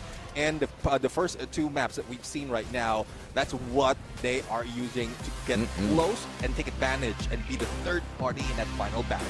I mean, Revenant XSpark showing us that they have got more than enough capability and consistency to make it through to our main week. And obviously that was very clear on paper, but being proven out there by this phenomenal squad. We didn't get to see the flashy, sniper plays off of Winston this time around, but we didn't really need that because of the rotation, because of the tight plays off of their rushes. Revenant XSpark picking up big numbers. In fact, Winston went rushing on in together with them in that final moment, playing a rusher in his own accord as well. And GodLike Esports, a tad bit tickled by it for sure, but it was that recovery play that was very important for them. This time scoring 22 points with the 13 eliminations they pulled to their side. Yeah, I mean, with that 22 points, they got, or they will be getting 27 total points. We know that they didn't get that much from the previous map, but Revenant XSpark, with that booyah and 30 points, it brings them closer to that 160 that you were talking about. They really want to bring it on. And what a show off to get a back-to-back Booyah, but I do understand that's an advantage that they need to take right now. But looking at the bottom of the leaderboard or off this match standing, it's a good thing that no one goes down with no points, but still, total winners, we're expecting a lot from them, but they're not really winning those fights. Yeah, like Vijay used to say, Valkai would vattam da. One day you win, one day you lose. That's what actually Autobotz is showing us in this matchup. Unfortunate for them. They scored a great run on that Bermuda map. This time they got down a tad bit too early, only clocking in 7 points. Tonde Nepal Esports still continues to struggle in the fight, which should put them down at the very bottom of our overall leaderboard. It's unfortunate, but we want to check out who the MVP of this match is. Revenant XSpark once again getting the spot at the very top, and obviously we're going to see a player from them. But of course, speaking of the overall standings for Tonde Nepal Esports, that's not the only spot where we want to check out. I want to see exactly where the rest of the squad stand as well. Yeah, well, on the top, definitely Revenant XSpark, but if we go down in the bottom half, or let's say the bottom 4, this top 8 is what everyone is looking for. Extreme X did manage to tie it up with Flame Esports. Both didn't do that well in the earlier round. Total winners, in spite of losing out, it's a good thing that they vested a few points from Bermuda. RZX, though, only a few points, and definitely Tonde Nepal Esports. Only 8 out of the 2 matches that we've seen. Yeah, absolutely. And of course, Revenant XSpark with the consistency, I'm wondering exactly how far they can push this one, because we almost saw the rise of GodLike Esports to rip away that Booyah on that recovery play would have been absolutely decent in terms of confidence building, but they just didn't get there, all thanks to the decision making of the players on the side of Revenant XSpark. So there was some good shot calls towards the very end. In fact, great all throughout the matchup for Revenant XSpark so far. Max Esports doing fairly well for themselves in terms of consistency. You gotta love that for the squad, Neptune. But of course, speaking of loving it, let's check out who the MVP of that game was. Once again, Revenant XSpark with the Booyah, so it should be a player from their side. And this time, it's gotta be the sniper Winston, rocking the Riptide rhythm of that Skylar. Moko Maro, typical sniper build with one big difference. These players from South Asia really love those Free Fire coins. Susie brought in as well. I do agree. It's because of the potential of bringing back their teammates, but they can use other passive skills as well, because we've seen that there's little or no chance for them to do it every time. But Vincent is the one who's always far away from the rest of the squad. Again, second in MVP right now, sniper of the squad. And if you are keeping a distance, if in case the other three players will be taken out, you have that opportunity to pull away, whether a launch pad or a vehicle or a horse, from what we've seen earlier, then that's where you save your team. Yeah, you go riding into the sunset, grabbing a Booyah for yourself. I think it is just poetic, man. Let's check out the overall lineup here for the side of Revenant XSpark. Chrono, Skylar, Koda, Oscar. Loving the Chrono, Oscar, Skylar. Still questioning that Koda. I want to see if or not GoPro this time managed to pull a few extra points on his side. He's rocking the Joseph Nikita on his side, and obviously that shows that he's going to have a little bit of extra viability on the reload and the speed of pressure and extra layer of defense on Joseph. And obviously he's rocking it as the backup player for the squad as well, as the ones who's responsible to pick up the rest of the team members. So the Thiva comes in handy. The Koda, though, is viable for sure in terms of giving information, Neptune. But at this pace, I would see that perhaps a little bit more aggression can do them well. But as I say that, I do acknowledge they've gotten 2 back-to-back Booyahs. This is working really well for him. And this time, the Koda doesn't disappoint. Rocking in 6 eliminations, 5 knockouts for GoPro. Yeah, I mean, that is one thing. I mean, if you have information, you will be able to land those shots. But I do agree, from the earlier map, it didn't work that well. So it's still a 50-50 for that Koda. But if you're already rocking that Thiva, why not add in a Cassie as well, so that you will be stronger in front line if you want to dive in with Arsh. And we've seen that happen so many times. And GoPro is one of the players who also is aggressive as another rusher of the team. But let's take a look at circle analysis right now, how the teams work around this map. Yeah, absolutely, man. You know, circle analysis part, I'm very glad to see within the first zone in itself, we did not see any squads falter. We saw the recovery plays. We saw those revivals coming on through. And in that second circle, only one team went down. So this was a very heavy engagement game. But as the game continued on, we saw those numbers just thin down little by little. But towards the very end, GodLike and Revenant XSpark, I have to say, very consistent in terms of the eliminations that they picked towards the very end. And in that final circle, 5 eliminations for Revenant XSpark. They cleaned up house well. Yeah, definitely. I mean, I'm really looking forward to them right there on how they can continue this on. It would be great if they can go 3 maps as a booyah, just to start it off, and that would put them on the board real quick. Put a lot of pressure as well if we see that preferred hot drop or preferred drop spot once again. Because if you look at it, if you're already winning this fight, you can either target Revenant XSpark or get away from them. And whatever they choose, if they like tag those hot drops or those drop spots, then that's where everyone would be clearing away, steering away. I mean, no doubt at all, right? Obviously, you want to take that hot drop up against Revenant XSpark, but the question is, do you want to play that big of a risk for yourself? Because Revenant XSpark is now working off of not fumes, but a lot of adrenaline and confidence, back-to-back booyah. They obviously do not want to be messed with, but it might just happen at the Intellect Center. But if anybody has got decent intellect on them, they will avoid Intellect Center. They will give it to Revenant XSpark. Yeah, let's see now. I mean, Revenant XSpark, they are preferring Intellect Center right now. As we look into some of the teams like that we would expect, it's Farmtopia that would be taken by Flame as well as RNX. So they can move away to Boxing Gym, but I think that can be taken by either GodLike or RZX.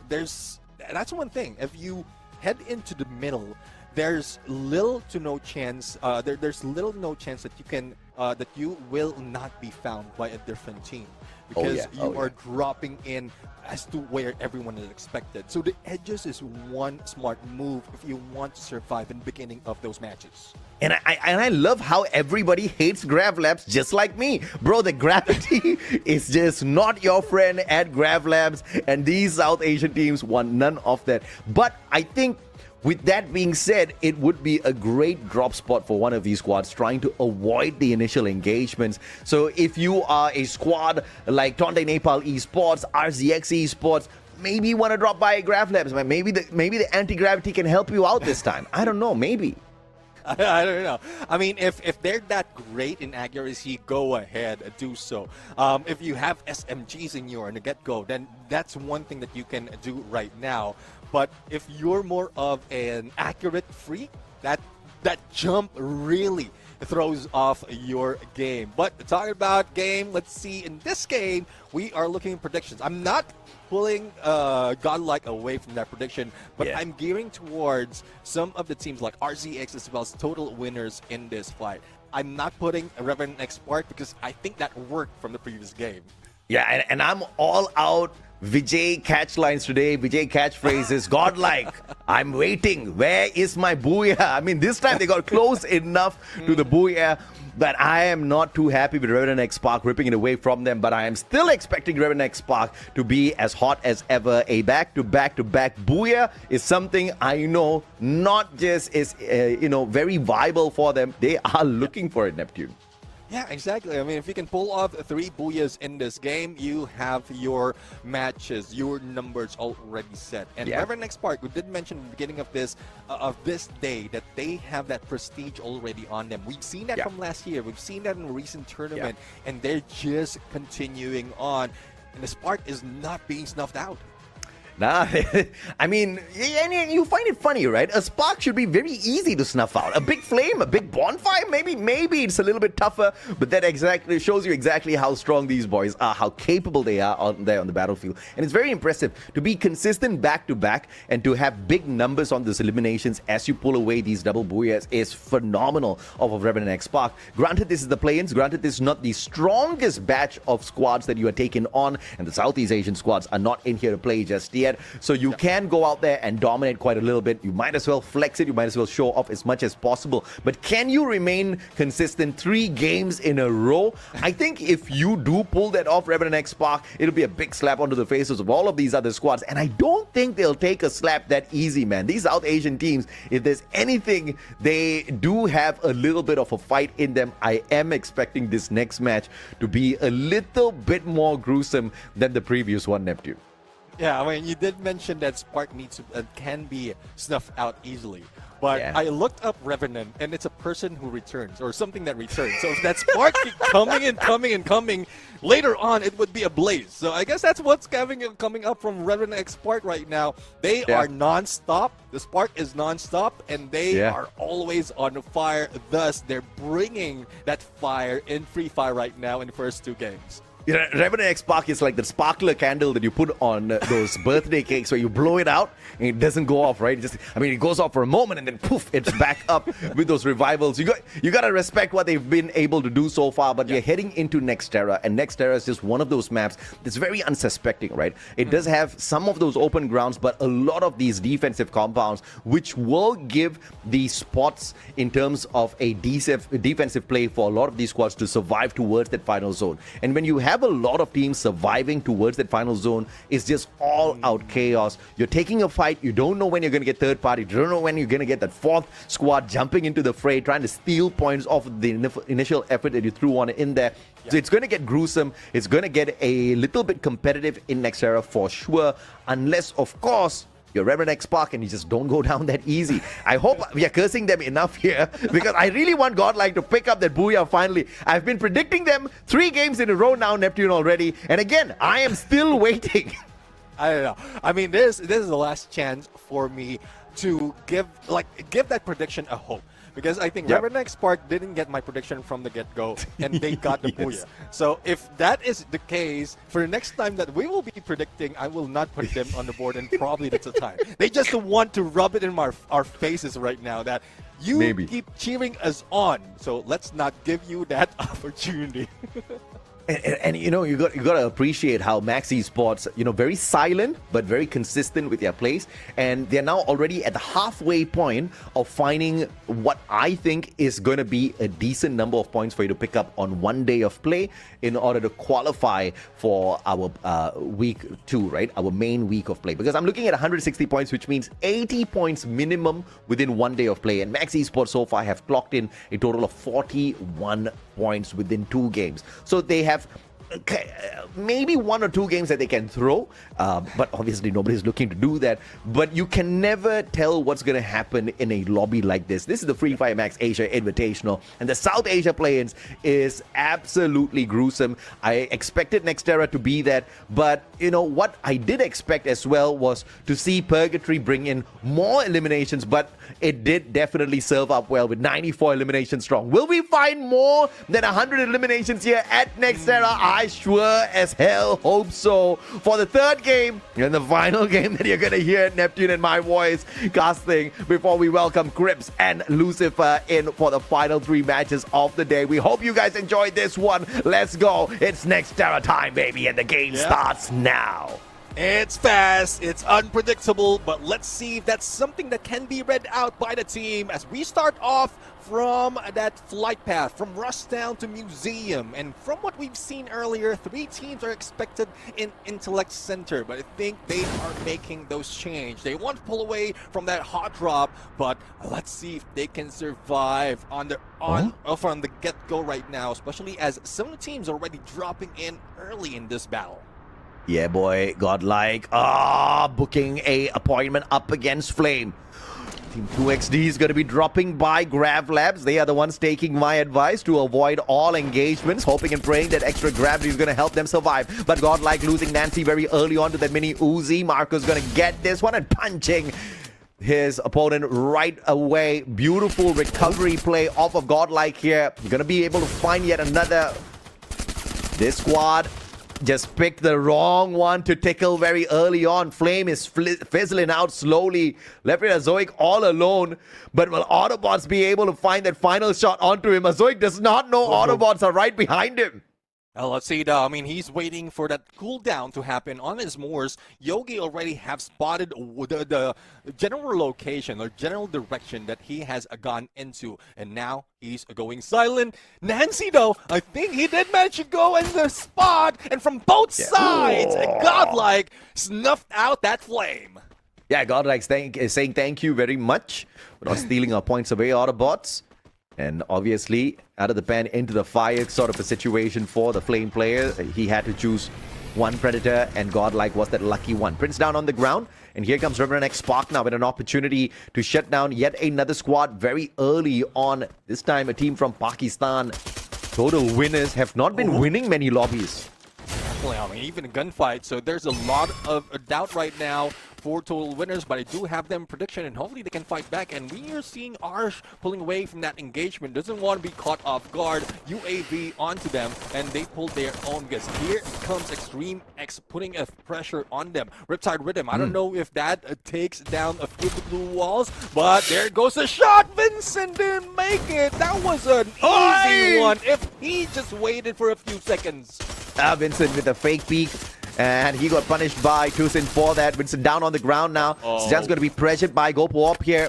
Has got the Mac 10 in his hands. Hey, Mac 7 turn around, man. What in the world was that play? Sejan still manages to get it, but Gopo Op drops him at the very same time. Tusin in here for the save. Sejan's going to get that elimination off of Gopo Op. Brilliantly done, but Sejan, he got me playing a heart attack here. Arsh gets shut down as well. Revenant XSpark losing that spark here up against Extreme X. Yeah, when Goku Up looks like just like me when I'm playing in Battle Royale. Accuracy was just on the knees down, not even on the headshot, on the CQC. So that's what we don't expect from pros just like this. Well, let's see if that can be changed later on. Probably it's the enclosed space that didn't give them the opportunity for that swipe up. Oh, yeah. Let's see Extreme X right now encountering a little bit of max effort from the other side. But as we look into the battle, GodLike, we thought that's going to win, met Autobotz, and they lose out a lot. I think there's only 2 players remaining, and revive is needed for the team. Man, Autobotz just crushing it out there. And GodLike, unfortunate to be the ones crushed in that engagement. They still do have 2 survivors though, and Nobita bringing Bakro and Yogi right back in here. Extreme X now booking an appointment up against Max Esports. 2 players down on the ground. The revival is in play. Extreme X will survive this encounter at the very least through that revival. And Flicker, the final player, is going to be fished off. There's just no way he survives this one with 4 players on the side of Max chasing after him. And Max, again, really aggressive in the get-go. But despite of that, it's GG Instinct right now taking lead, or rather, it's GodLike taking lead in this specific map because of the number of eliminations they have. But looking at how the scores is being taken by Max Esports, they're just looking for opponents being revived, keeping their distance from that vending machine to give an opportunity for the opponents, and they are ready to fight back. Yeah, Tonde Nepal with Blue Hero all alone. Not sure what the play here is going to be. As the play just got revived. Hit list pulled out. And Blue God's in trouble. Man, Tonde Nepal's not gotten a break at all throughout the first 3 matches. You know, on the other side, Autobotz is still on a roll. Again, similar to Max Esports, they're just waiting for vending machine. And now in Deca Square, there's plenty of opportunity to take a compound as well as go for a rotate as they are onto the edge. But Tonde Nepal, a takedown has been done. on to Blue Hero, and Ashborn finish him off. Now 5 elimination already for the team. They might be meeting a few more contenders in this area of Intellect Center, but the zone's closing in from that 0 to first phase of the circle. So that might force some of the teams to go in for the battle, and the battle is already happening on this side of the map of Boxing Gym. Absolutely, and GG Instinct. Instinctive plays have gotten them 6 eliminations so far. Power and up through power. 3 eliminations strong. Rest of them all pretty active at Boxing Gym. Just going to camp here for a little while before the circle drags them away. We've got the vending machine. Problem here at Boxing Gym is just too many entries in here. Yep. And they'll have to waste a lot of these glue walls trying to protect their spot. But thankfully, there's just nobody else around their compound for them to worry about at this point of time. Not so sure why that moss was popped, but the stealth bites at least helps him sneak around his own compound around his team members. I don't know. Stealth bites really bites. Probably a misclick coming from Power right there. But as we look at the map right now, we're just waiting for it to to close in and show us the next phase of the circle. One potential area that everyone can go into is Farmtopia. It's in the middle, and a lot of teams are scanning it out with those binoculars. But Max Esports is going back to Intellect Center. I think they want to guard that vending machine while still dealing with Revenant XSpark, and they're still in the edge. A huge shift though for the rest of the squad up north, and they're heading into Twin Bridge. Oh, Nancy's going to be in a little bit of trouble here. Revenant XSpark just beside him. If I were you, Nancy, I'd get out of there. Revenant XSpark will not be messing around. They're looking for those big points once again, and GodLike need you on their side. Oh, Nancy spotted out. Nobody's going to take those shots just yet. Oh, thank goodness for the GodLike player. For the time being, they will survive. GG Instincts, on the other hand, picking up their 7th point here. Patlu down on the ground. Extreme X with a shot from afar. The VSS finding the connection. Patlu too far out in the open, so it's not going to be able to get to him. And Extreme X now have spotted their next victims, and they're approaching from this high ground advantage. But GG Instinct do have a defensive spot here. Oh, no. At the gas station. Swaroop down on the ground. Power, time turner, advantage. Smart plays on the glue wall, but it's not going in for the save on to Swaroop, and he gets knocked down as well. Beautiful play from Extreme X. 2 extra points in the bag for them. Yeah, I mean, a flicker right there, switching it up with a VSK and AWM. He just have that firepower and accuracy from outside of that area. And that's just questionable on how they're treating that. They could have moved a little bit early, even knocked down on one of the players, and worked with the terrain and not just the glue walls. Because definitely the glue walls expose your path, and that's what Extreme X was aiming for. But for GodLike right now, well, it's not only the path that is being opened up, but also the airdrop that's in front of them. But Max Esports is trying to stop them, but will they be able to do so? Yeah, GodLike looking for a little bit of extra loot here, but this is gonna be so risky, man. You are out in the open. Max Esports staring down at you. Tonde Nepal Esports in the vicinity as well to take advantage, but GodLike backing away at the right time here. They've got a horse to depend on, and you gotta appreciate that. Yeah. Well, let's see, though. I mean, You can hear the horse from... You didn't mention about You can bring the horse to the water. No, not the right time for that yet. Not yet, not yet. Well, let's see. Revenant XSpark. Oh, this was going to be a big one. Battle between 2 players, 2 teams from India, and this is one payback that GodLike has been looking for. Oh yeah, absolutely, man. Obita, M24, DSS in hand as well. Looking to break down those defenses. M79 in the hands of Gopu Op. This is going to be a tough one to fight. Close range combat. But GodLike blessed with the distance, and Vincent again with the AWM punishing from afar. Nobita, instantaneous triple glue wall to pick up their buddy here. And GodLike now knows that, okay, whoever that is, we don't want to mess with them for the moment. Well, let's see. I mean, GodLike in there, and it's not really something that you can do if you put in that a lot of shots in there from that distance, and you don't have that Moko. It doesn't do you that well unless you have that Moko. It gives more information for your snipers to deal with them, follow that path along with that marker, and then that's where it works best. But with skills that they have in that, it wouldn't work for them that much. Regan though, well, let's see if he can get away from Shoko, but the target would be the vending machine, and 1 or 2, the glue wall saves him, but is this enough? I don't think he has time to go for revive, and Shoko just pulls up a surprise against them. Yeah, beautiful play from Shoko there. Riptide rhythming down those glue walls, making sure that revival's not going to be possible. Man didn't have enough to bring the whole squad back, but not a single revival pullback, all thanks to Shoko in that situation. Now Autobotz out in the open, 10 elimination strong, looking for the RZX player. Raptor's going to be caught between 4 players, the rest of them nowhere near. And look at this, GG Instinct on the zipline right on top, and nobody gets shut down. In fact, Autobotz up under a little bit of pressure. Johan pulling out the M590. Great time turner response, and he's going to be saved. Johan, on the other hand, a lot of trouble. Uses the time turner, gets the knockdown onto power, finally goes down. And GG Instinct arriving as the troublemakers, but ending up in trouble instead. Oh, let's see though. Tiger needs to recover, and even with that Superman, I don't think he'll be able to survive. That launch pad is available, but he needs plenty of time. But I don't think this is enough. This might be it for GG Instinct. 12 elimination. They might be out of that fight. There goes the boost. And is this a revival for them? This might happen. The Savior Tiger saves the full squad. Yeah, beautiful predatory play there off of Tiger. But in that circumstance, the predatory play was just to bring his team members back on that revival, predating the coins out there on the battlefield. That's the name of the game. Beautiful stuff.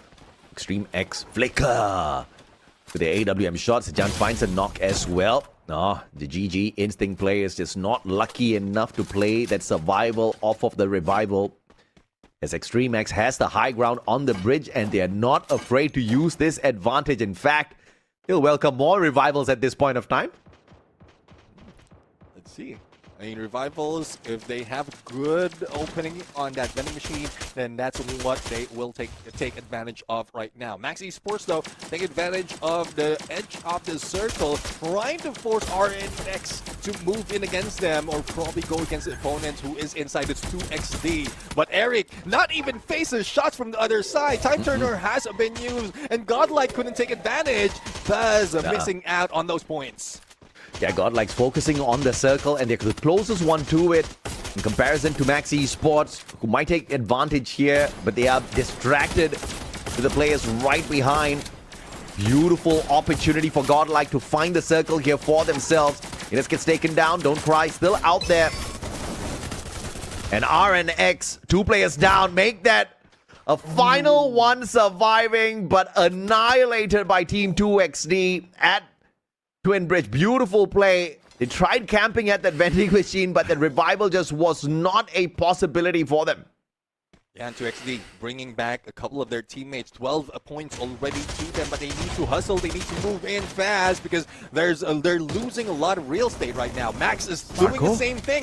GodLike Ashaborn managed to be taken down, and that's 1 down already out of Max Esports. This is all firepower being brought in by GodLike right now, and this forces Max Esports to stay outside of blue. And that blue wall UAV, I don't think that would save them. That would only prevent GodLike, but HP is being lost right now, and there goes Max out of the window. Hey, GodLike in the tarve mudiyuma as they move on towards that final circle, finally making sure their backs are clear. But now the front, though, the pressure is on. Extreme X with a shot back to back to back, forcing the glue walls out of GodLike. Yogi down on the ground. The glue wall save. It's gonna be possible.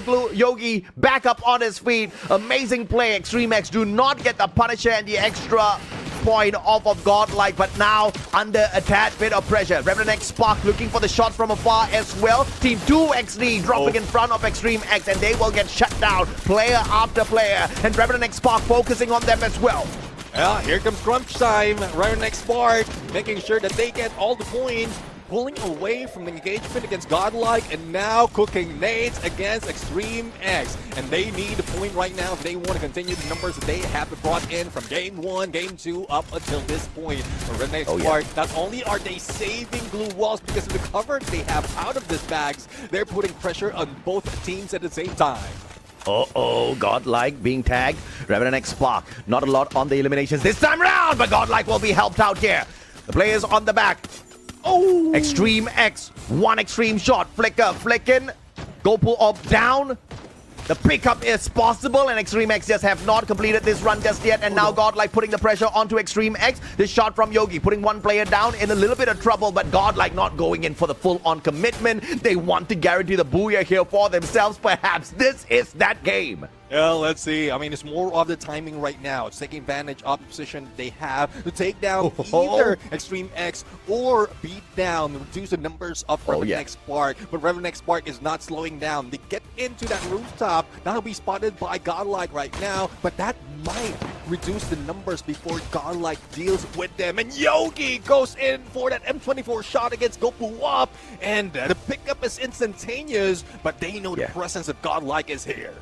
Yeah, very smart positioning here by GodLike Esports, knowing that Extreme X can't jump out of the house from the barricaded window, so they will not have to worry about that high ground advantage that Extreme X has up against them just yet. Revenant XSpark, though, slowly circling around. Arch gets caught by Yogi. Will they get the finisher, though? Marco trade comes right back through by Vincent. Yogi drops go pull up as well. Yogi picking up a big number of run here for the side of GodLike, and they rush on in to annihilate Vincent as well. GodLike Esports have woken up, and they are looking for the booyah as they put Revenant XSpark down to their final survivor.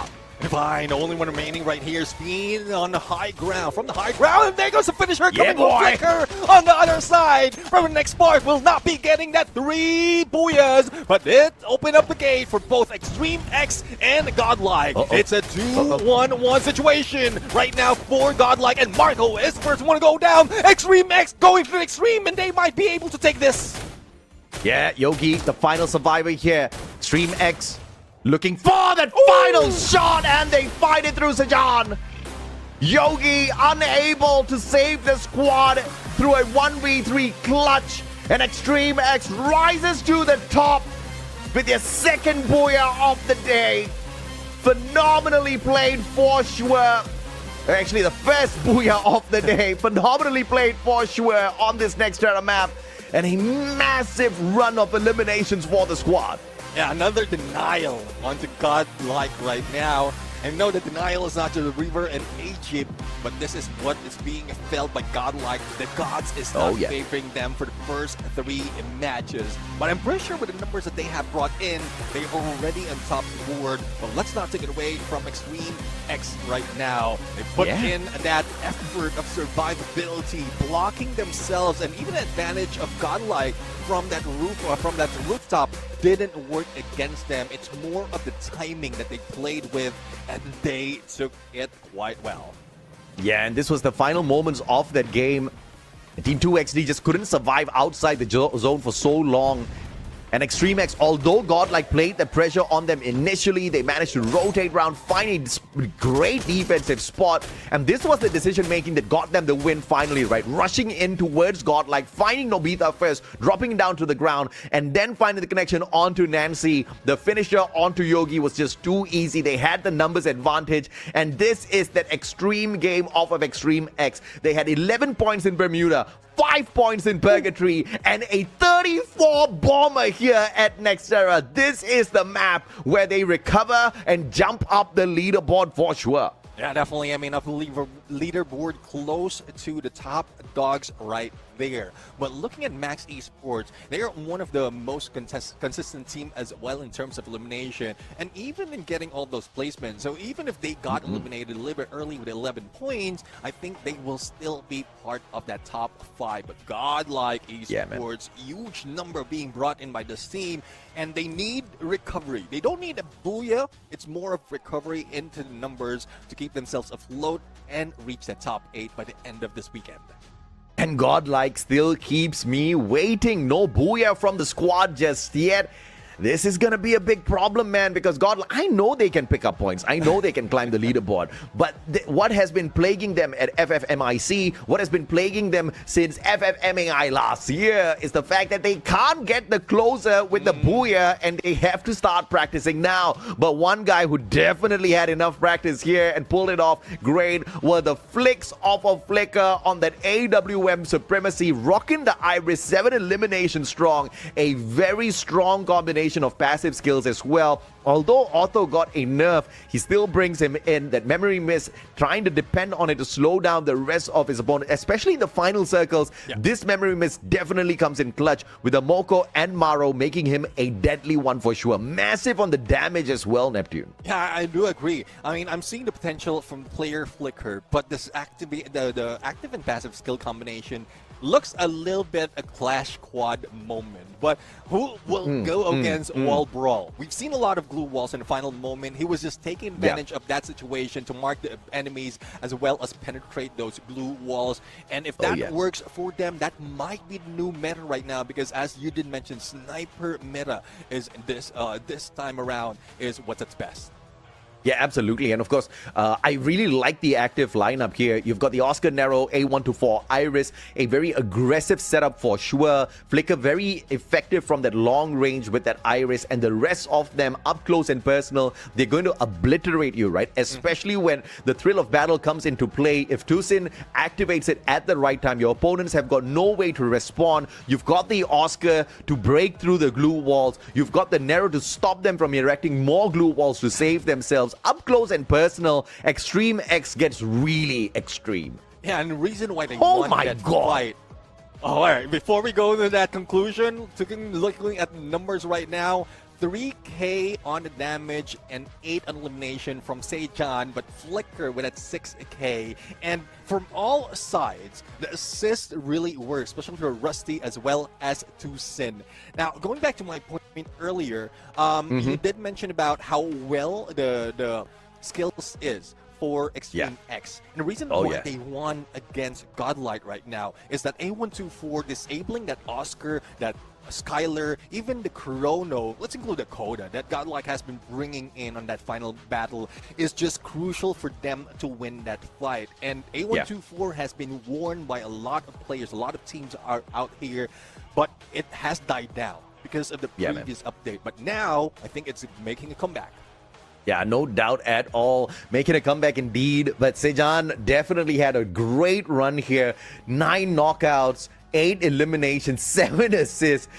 Quite surprised that he actually pulled it off with just 3K on the damage. Very efficient play out of this guy. I mean, very capable. When you've got Extreme X running like this, they're going to be unstoppable. Biggest problem is consistency, right? Because Extreme X, I called out their numbers earlier, 11 points on Bermuda, 5 points on Purgatory. Not a lot compared to the 34 bomber that they just got. But as long as they can drop these small, tiny little bombs once in a while, they're definitely going to be in the top 8. They're in a great position right now. Overall, I think more than 50 points for Extreme X. I'm looking at the cutoff of 80 points within a day for a squad to pick up. They just need 30 more points, and they've got 3 games to go. Very possible for Extreme X. Definitely agree. And you mentioned about consistency. It's more a final circle as well that shows or somewhat shows a consistency, and 1 out of 3 times they were on the top 3. So that's one thing that they need to work on, comparing them to Revenant XSpark. All the 3 match, despite of not getting the booyah in the final match, they were still part of the top 3. So that's a consistent team overall who can bring eliminations as well. But being taken down in that final moment, I'm pretty sure they are fired up to get a booyah or end up in the final circle again on game number 4. But what I'm really liking is GodLike, one step after the other, just ramping it up game after game. You look at the strength of the eliminations. 2 eliminations in Bermuda. In Purgatory, we saw them clock in 13 eliminations and 17 in Nexterra, right? I am hoping we see a booyah out of them, but unfortunately, ladies and gentlemen, boys and girls, you are not going to hear Neptune and I call those out. We're going to take a quick short break. When we come back, we're going to have a swap on the roster for the caster desk. You guys can welcome Lucifer as well as Crips. We'll see you guys on the next day we cast.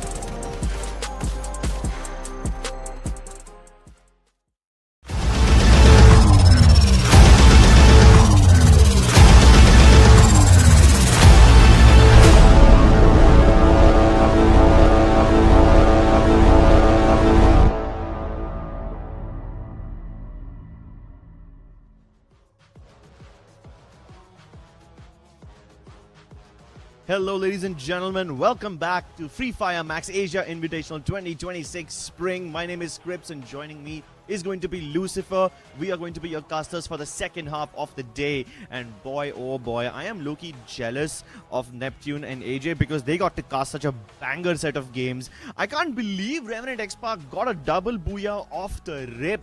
And then in the third game, the curse of GodLike continues. They just cannot seem to get a booyah. Here's the thing, Crips. There's another team which is on a similar run to what GodLike is Max Esports. They had a similar run in their region. They did not get a booyah to close out, and they are also not getting a booyah right as of now.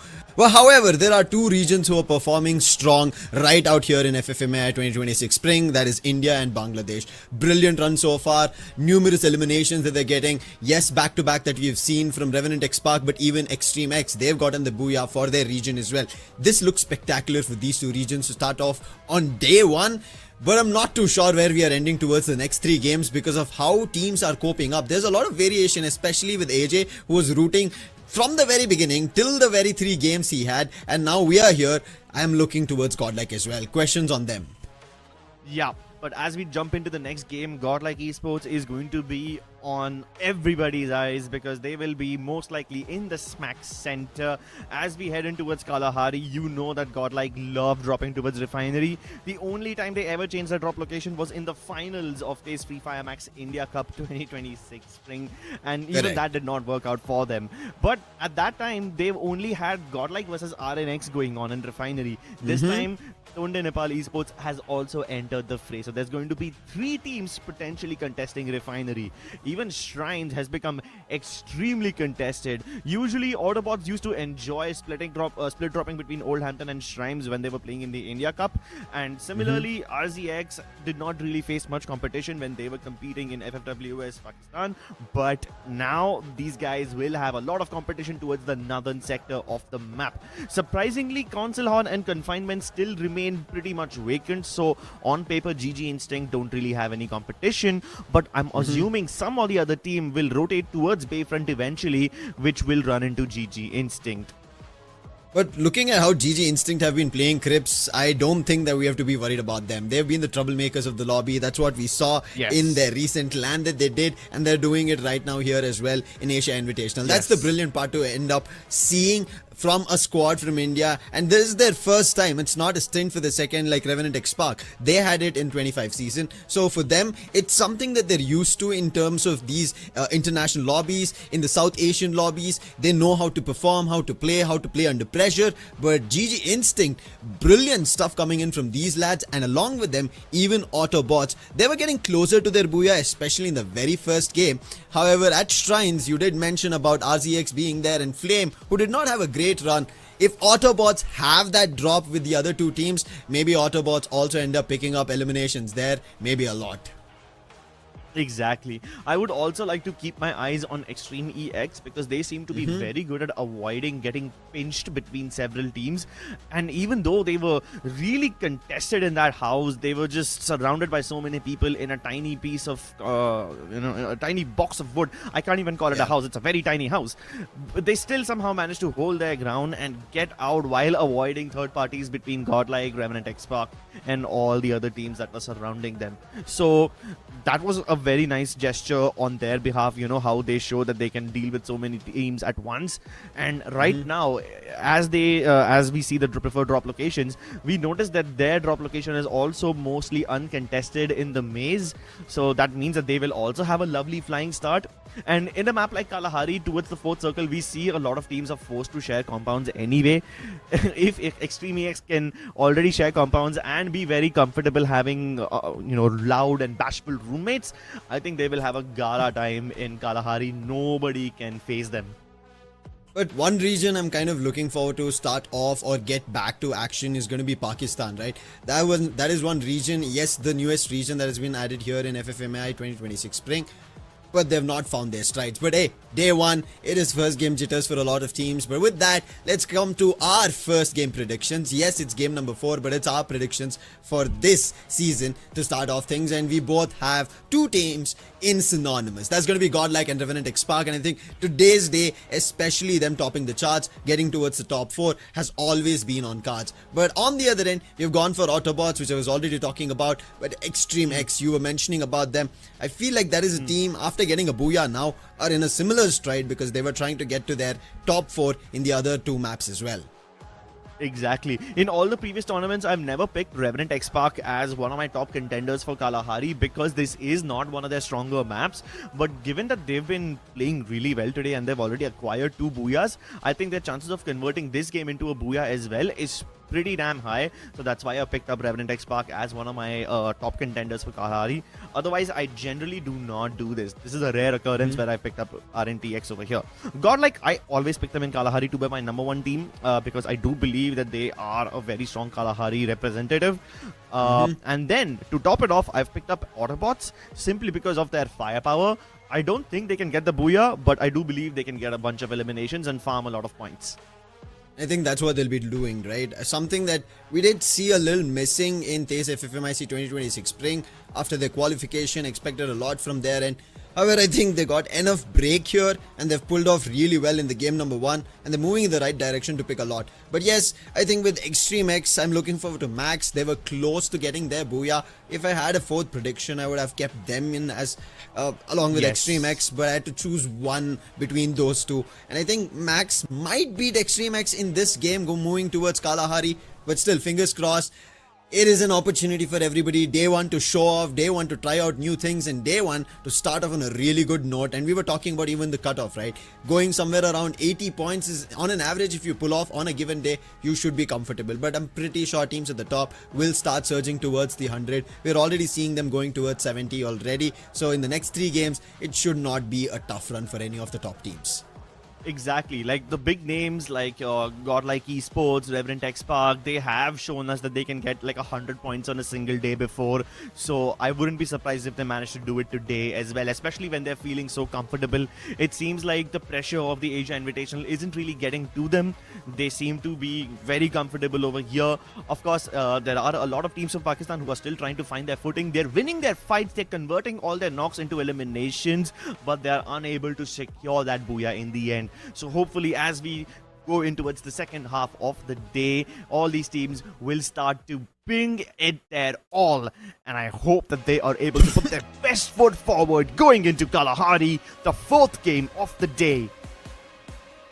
4th game of the day, and every team wants to start, make their ways towards a booyah, winning towards a lot more eliminations and put their region up front in the overall standings at the end of the day. But for now, we go to the team who just got their booyah, Extreme X and Sage, and he's the man who made it happen in that last and final fight that we're having with GodLike. But this time, let's take a look at where the drop is. In GG Instinct, we thought maybe they'll be safe all alone, but already going down at Council Hall is gonna be Flame along with GG Instinct.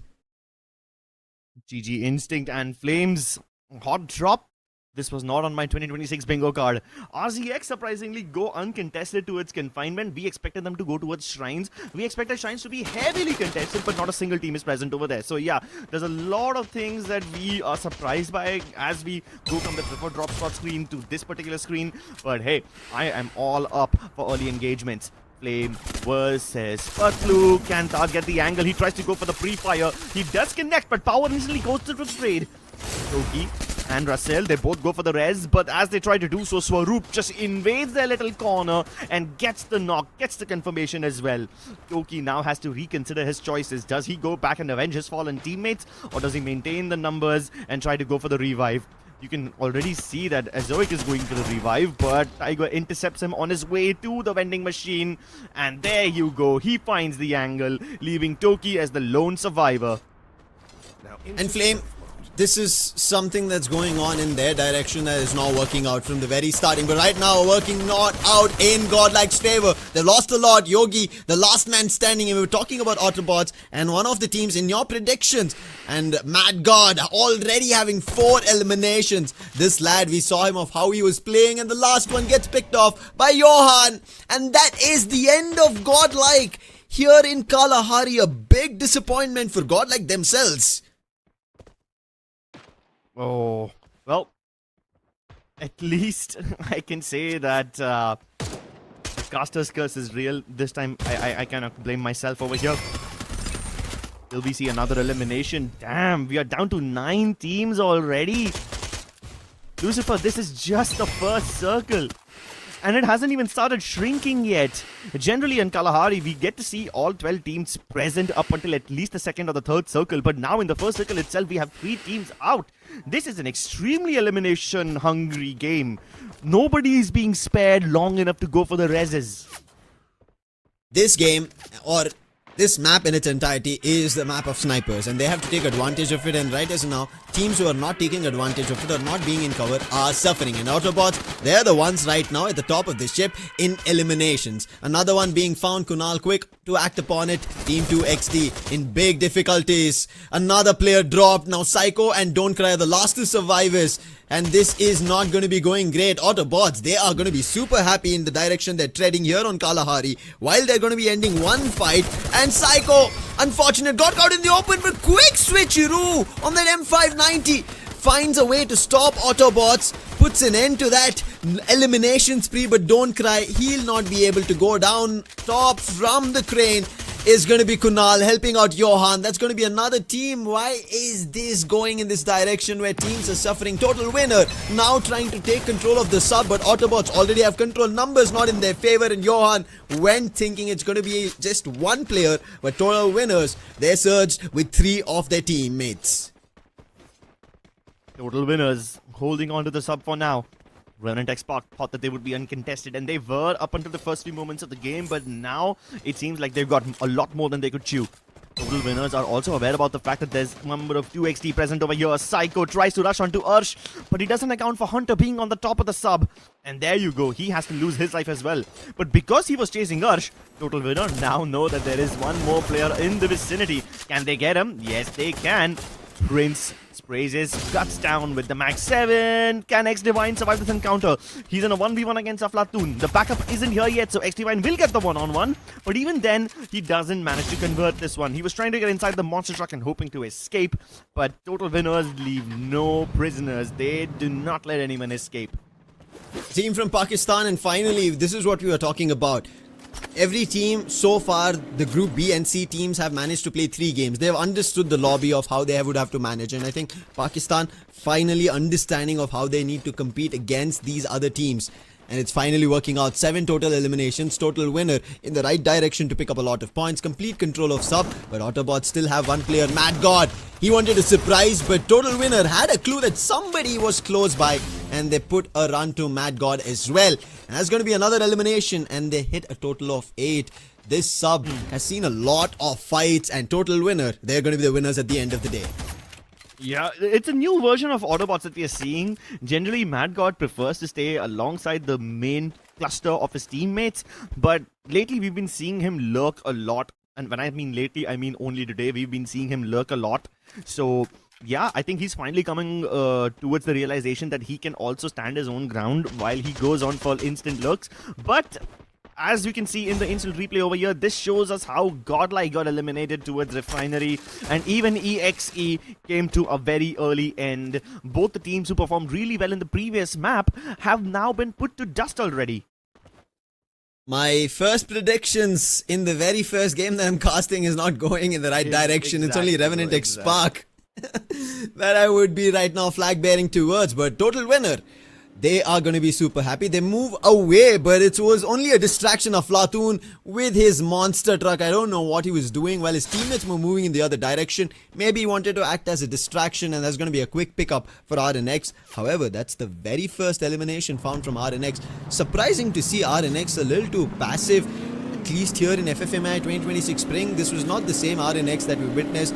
Maybe they are also trying to get used to the lobby, understanding these new opponents that they have. But for the time being, RNX only have one.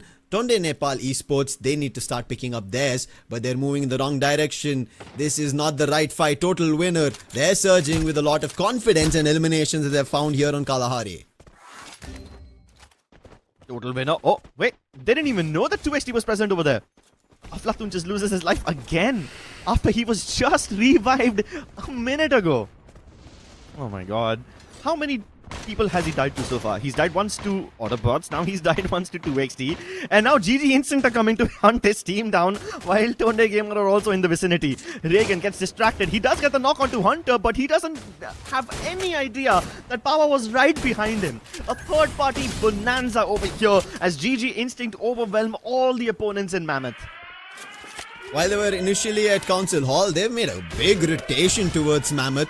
And they're winning it as well. Too many teams around Mammoth and Tonde Nepal Esports. They wanted to be ahead of it while they were about to fight with Total Winner. But GG Instinct now have another target. That's going to be Team 2 XD. Fahim and Don't Cry. Big shots at them. And a nice one coming in with the AWM. Don't Cry will be put down to a knock. But Fahim quick on the revive. But a counter.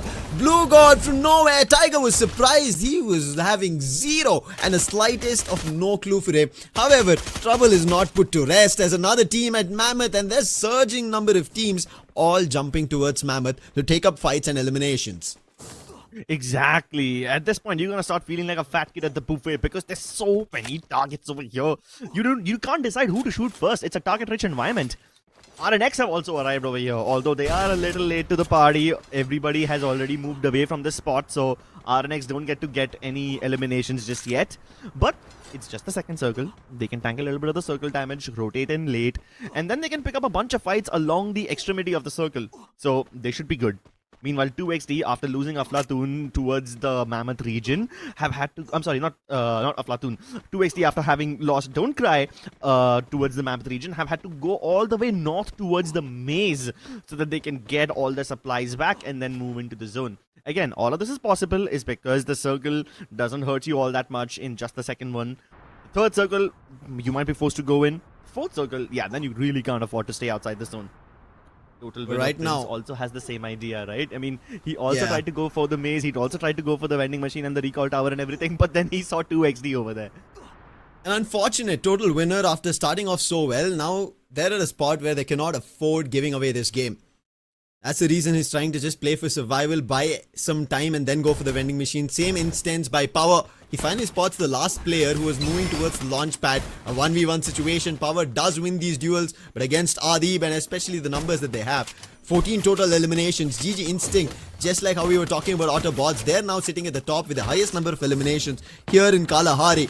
But Power unable to play, ring around the roses, but finally Adib with the M590 puts Power down, and this peek and through fight puts an end, and Adib is going to be happy as RNX will get a little more in terms of eliminations. The other players move in the other direction, but Prince, I think he did not have an opportunity to go in for a revive. Oh wait, he was actually collecting coins.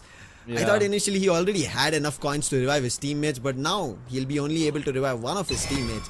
And at least it will be inside the circle, inside the zone rather than outside. Yeah, and he went for the super revive so that at least Hunter spawns with a decent weapon. Yeah. So, yeah. Meanwhile, you can also see that 2XD are still camping that recall tower. So, poor guy can't really go in for the full reses over here. How did Psycho die? 2XD had all their teammates, right, up until now? I think I kind of lost track of the fight where the Psycho died, but they go outside the zone once again and get the res. Meanwhile, the person who was just around the corner is just going to hold us down. Do they see Prince yet? Oh, I think they know. Yeah, they have to know now, right? No, they don't. They don't. Oh my god. They know there's a person nearby, but they don't exactly know where he is. No. God extend. I think he spotted him. Prince now has nowhere to run. He is in big, deep trouble. Prince cannot save Total Winner squad. Dash right out to the opponents. Wants to indulge in a 1v1, but thankfully he did revive one of his teammates. So even though his elimination here is out and done for, his team still survives. But Team 2XD, they've been playing outside the zone for far too long right now. They need to start getting back in. While we spoke about, we only have 9 teams at this point at the third circle. We also need to understand that there are 6 teams at least who are already in and will gatekeep Team 2XD, and they have to be smart about it. Yeah, but luckily at least 2XD have the electrotherapy and they've got the team booster, so they should be fine tanking the third zone. It's not ideal, but it's better than dying very early on. And we don't know how many teams might be able to gatekeep 2XD just yet, but we know for a fact that RZX and RNX will get into a long-range fight over here. Now, RZX have a very clear shot into the circle. They can go for the triple compound towards the north of Stone Ridge. But do RNX know that Tonde Nepal Esports are also in the vicinity? They don't seem to be wary of the looming threat on the horizon. As of now, RNX, their only thing is the team at front who they've seen using utils, glue walls, and RNX, they're facing the brunt. It's better hits coming in, And as you did mention, it's Tonde Nepal Esports who are taking the advantage of this as RZX is on the other front. Adib out in the open. And there's going to be an exchange knock coming in. Shoko was trying to help his teammate out, but that's going to be only a knock. Tonde Nepal Esports should be able to revive, but this opens a complete highway for RZX to enter into the circle because RNX and Tonde Nepal, they were fighting amongst themselves. Yeah. Tonde Nepal Esports, they kind of got distracted. And now they can't really shoot back at RZX. RZX have way too much of a high ground advantage. And they don't know that Autobotz are also around the corner. Mad God finally reveals his true form, takes Blue Hero by surprise and destroys half his HP. Luckily, because of the dash, Blue Hero is able to get into cover, but he's going past the glue wall melters. He's taking the fight to Mad God. He's not backing off at all. Venom finally has to put his elimination speed to an end and save Mad God Esports from being confirmed. But that's already way too many losses than Autobotz planned on taking. Kunal has to go out of his way to get the res onto Mad God. But at least now he's in a good spot to just tackle Supreme and pin him down in this corner. Supreme is the last man surviving for Tonde Nepal Esports, so not a great position for Supreme to be in. And Autobotz, as you can see, they're retreating. They know where to head back. Is at the edge of the circle. Whereas Supreme, he doesn't right as now spot any vending machines, so only one except the one that is close to Autobotz. Moving in that direction for sure is an elimination. And it's going to be a complete wipeout of his squad here on Kalahari. Something that he cannot afford. At least something that he has to afford right now is going to be medkits. He's going to be patching himself up and he will try to tank as much damage as possible. Something that even RNX's Shoko is going to be trying to do because he is also the last survivor. Revenant XSpark, in the meantime, they've been waiting for opportunities and now their opportunity to strike against other teams is working. RZX was spotted, but Shoko, he sees that and he's moving towards the drop and he should be able to go behind enemy lines. Does Ursh spot it? Yes, he does, and he'll give the information. So Revenant XSpark, they'll be smart about how they approach, and it's going to be Gopu OP making this opening happen. Riptide of them already used, and Shoko, he'll have no opportunity. Glue wall destroyed, and even his HP as they find a full team wipe on RNX as they eliminate Shoko. Yep, charge buster in his face, Shoko goes down, and we now are down to our final 4 teams. It's Autobotz who got a very good compound as well as the highest possible win possibility over here. RZX trying to go towards the center of the circle. Similarly, Autobotz also use their jump pads and try, I'm sorry, not even the jump pads, they just use the grappling guns and try to get towards the arsenal because that's the only decent hard cover that they have over here. Except for Kunal, because he's just trying to toy around with RZX and ruin their game. Revenant XSpark also have 2 tiny huts for themselves. The only person who doesn't really have much cover is Aflatun. He's just using Revenant XSpark as his personal bodyguards. But the moment Vincent discovers that there's somebody behind him, then all of Revenant XSpark will converge upon him. And there you go, Vincent has spotted him. So this could be the end of Tonde Nepal Esports anytime soon. But before I can even say that, Autobotz have unleashed all their firepower onto RZX. It's just Riz left inside the tiny hut. And that hut is very vulnerable to nades. Quick on the revive, Autobots are moving the other direction while Vincent spotting and informing his teammates, and Vincent is the one to put an end to total winners, last player Aflatun. And Revenant XSpark looking forward to another booyah. They've brewed this up, they've planned, strategized, everything working in the direction, and Vincent again finding an opening on a team who are surging in terms of total eliminations that they were picking here on Kalahari, but that was just a knock. RZX with the last 2 survivors that they've left, they're still trying to play this 2v4v4, but it doesn't work out. Muzamel's down, confirmation going in for Johan. Riz makes a jump back into a compound, but Autobots have spotted that. Revenant XSpark, they're letting this fight be because that is drawing Autobots closer to Revenant XSpark. Yeah, and they are more than happy to let these 2 teams fight each other. Riz managed to get outside that tiny hut and into a slightly bigger hut. But Revenant XSpark were using that billboard as cover, which really doesn't act for much. They sent X Divine on a recon mission, hoping to figure out if he can find an angle onto Autobots and maybe get a knock. That would have been Revenant XSpark's cue to send it all in. But as of now, they will take every step with abundant caution. Gopu OP lands the shot onto Venom. That's the opening that Autobots were looking for. But do they go in for the full send? Or will they go around the circle and towards the other end? Autobots seem to have realized that the circle shifting alongside the horizon will not give Revenant XSpark that much room to move around.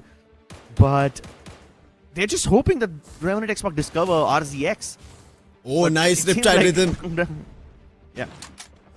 This could help them out, and there's going to be a push. Arsh could not back down because he knew the circle was shifting, and he runs right towards their opponents. Gopo OP helping with a Max 7. Venom's back again down. He has been thrice knocked so far in the battle. Mad God wants to help out, but the health is not great. Johan as well trying to use the time turner in his advantage. Mad God's been put to rest, and Johan, what can he do? The last survivor in Autobotz, they get put down. Revenant XSpark, Riptide Rhythm used by their opponents, but opportunity used by them, and Riz, the last man surviving for RZX, and Revenant XSpark want to seal their third right here on day one of FFMAI 2026 Spring, and they do it once again in Kalahari.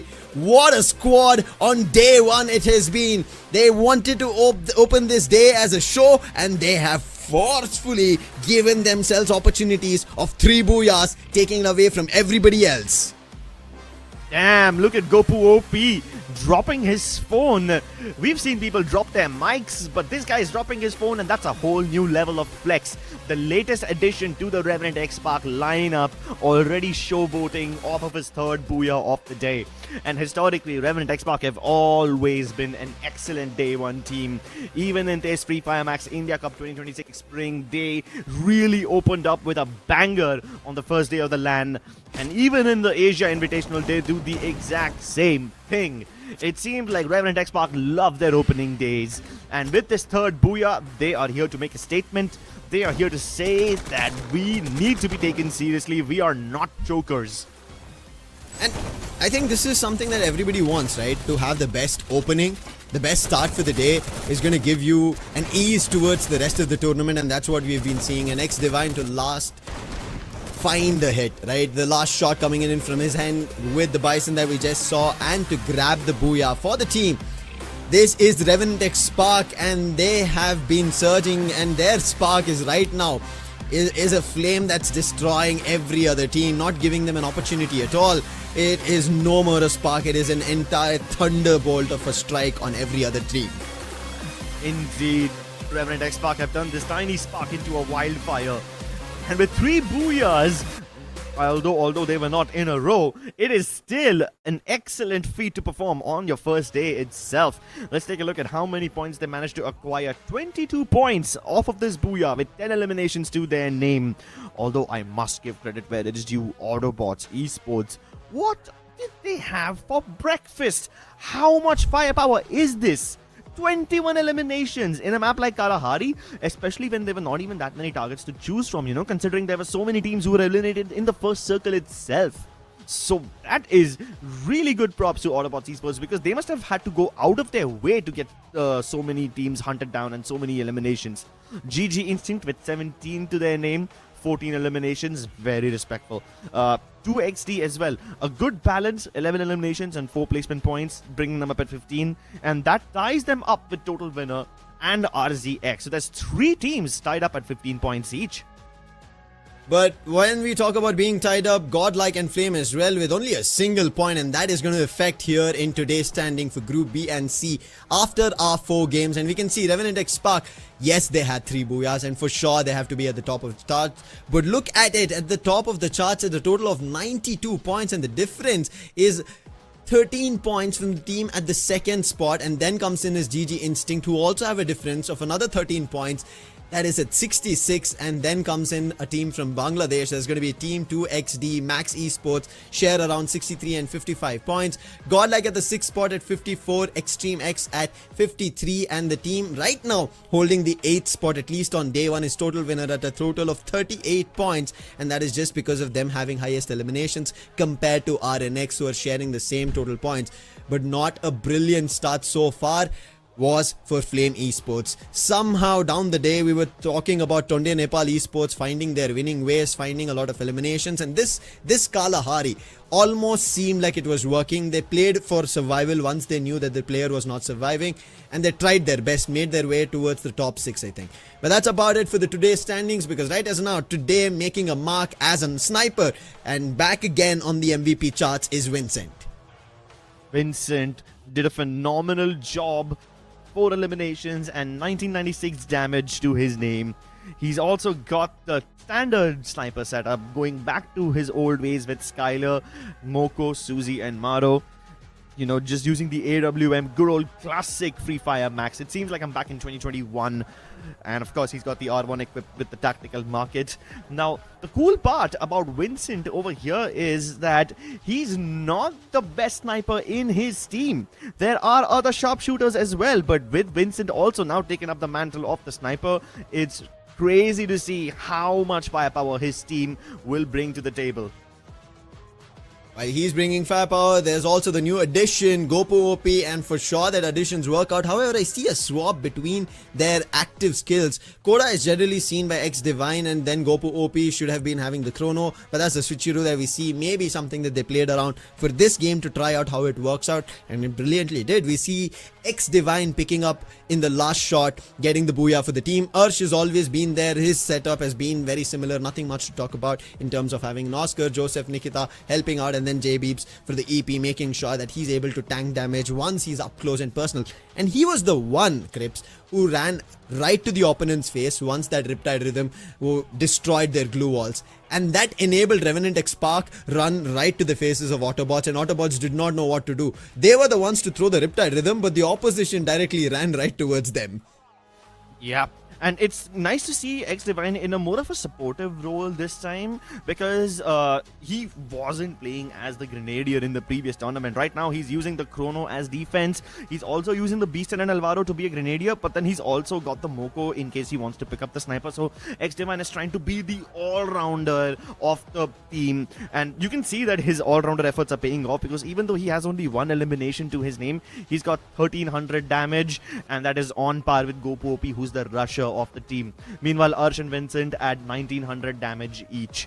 Let's take a look at the circle analysis over here and see what happened to Revenant XSpark, because their start was very split up. They went towards Stone Ridge, where they fought against RZX, and then they went to Santa Catrina confinement all the way up to Council Hall before they finally came back down to Santa Catrina. And up until now, they had only fought like one team and then got like just one elimination. They didn't even have much. But as the circle starts shrinking, and look at how much control they have over the eastern periphery of the circle. They clear their backlines, they take care of Total Winner and all the other teams who are trying to get behind them before they finally jump right on top of other contenders like Autobotz and RZX and really handle the pressure in that final circle. Not a lot of eliminations, certainly not as many as Autobotz, who have been getting eliminations in almost every single circle all throughout the game. Meanwhile, Revenant XSpark had a very different approach. They got like just one elimination in the first circle. That too was because they ran into another team, not because they wanted to pick up that fight. And then Revenant XSpark had a very slow game, in the second and third circle. Even in the fourth circle, they got those two eliminations towards the very end when the circle started shifting. So yeah, a very balanced approach from Revenant XSpark in this particular game.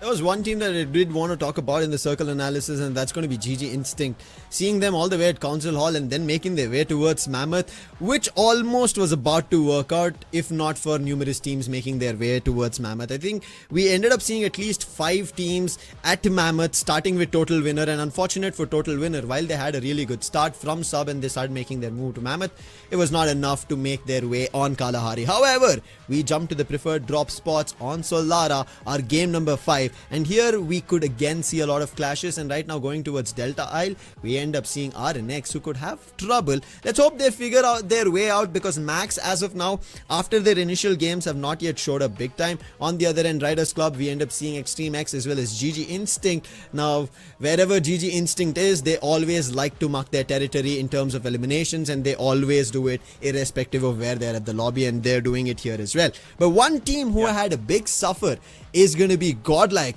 That was an abrupt stop for them on Kalahari, stopped right at Refinery without even getting a chance. But now at Bloomtown against Tonde Nepal Esports, if there's a clash, they have another chance of redemption. Yeah, hopefully they should have another chance of redemption, because that zipline connecting you to studio gives you a good enough opportunity to res your teammates yet again. And especially since traversal in this map is so much faster, I hope GodLike Esports have plenty of options in case they want to escape or in case they want to double down on a fight, regardless of which direction they want to go in. I hope GodLike Esports have much better survivability over here, because I genuinely feel like we cursed them in the last game, bro. Like, both of us picked GodLike as our number 1 spots. And they were the first ones to get eliminated. And I'm like, damn, I've never seen Caster's Curse work that horribly for some team. Meanwhile, I'm starting to notice that Extreme EX love preferring the drop spots towards the edge of the map. Like even in the previous game, they decided to land towards the maze. Here they are landing towards Riders Club, both of them being on the extreme ends of the map. So I guess they love dropping towards the extremities. We will have to notice if this pattern continues to ring true as we see them in more maps. But I would also like to draw attention towards RNX over here. While Delta Isle is not the place where they always drop all 4 of their players, they love split dropping. I would like to see how they deal with their opponents like Flames and Max Esports over here, because up until now we have seen that Max also loves splitting up. Although I can't really comment much on what their split approach is like. We know that RNX love going for a 3-1. I would like to see how they deal with 2 unfamiliar opponents getting into their territory. And I think that unfamiliarity is what's kind of affecting Max Esports, because when we kind of saw them in the first 2 games, they were towards the top, looked like they could have had one of the booyahs from Revenant XSpark as well in those battles they were having. However, as of now, I think after we tended towards game number 3, that's where we ended up seeing Extreme X. And from there on, we haven't seen Max at their best. But for the time being, while we are expecting them to do their best, we'll try our luck at the caster prediction once again. And you have Max this time. We were already talking about them along with Extreme X with Revenant XSpark. And I think today's norm, if you guys in the chat are predicting which team can tribal or could be in your top 3, Revenant XSpark has to be a mandate of a name that has to be in your top 3. They have been doing it from the very beginning, and in the last 2 games I think there's no doubts, and I have that as well. But I've picked Autobotz. Looking at their performance, they're moving in the right direction. While we saw Revenant XSpark strategizing towards passive and holding the edges of the circle, we see Autobotz with full aggression. Unfortunate that the final fight did not work in their direction, but along with them, after how I saw RZX survive, right, we ended up seeing that last player, he tried his best even though his opponents were all taken down or they were getting hit upon. Riz tried his best for survival. So there could be an opportunity that RZX Esports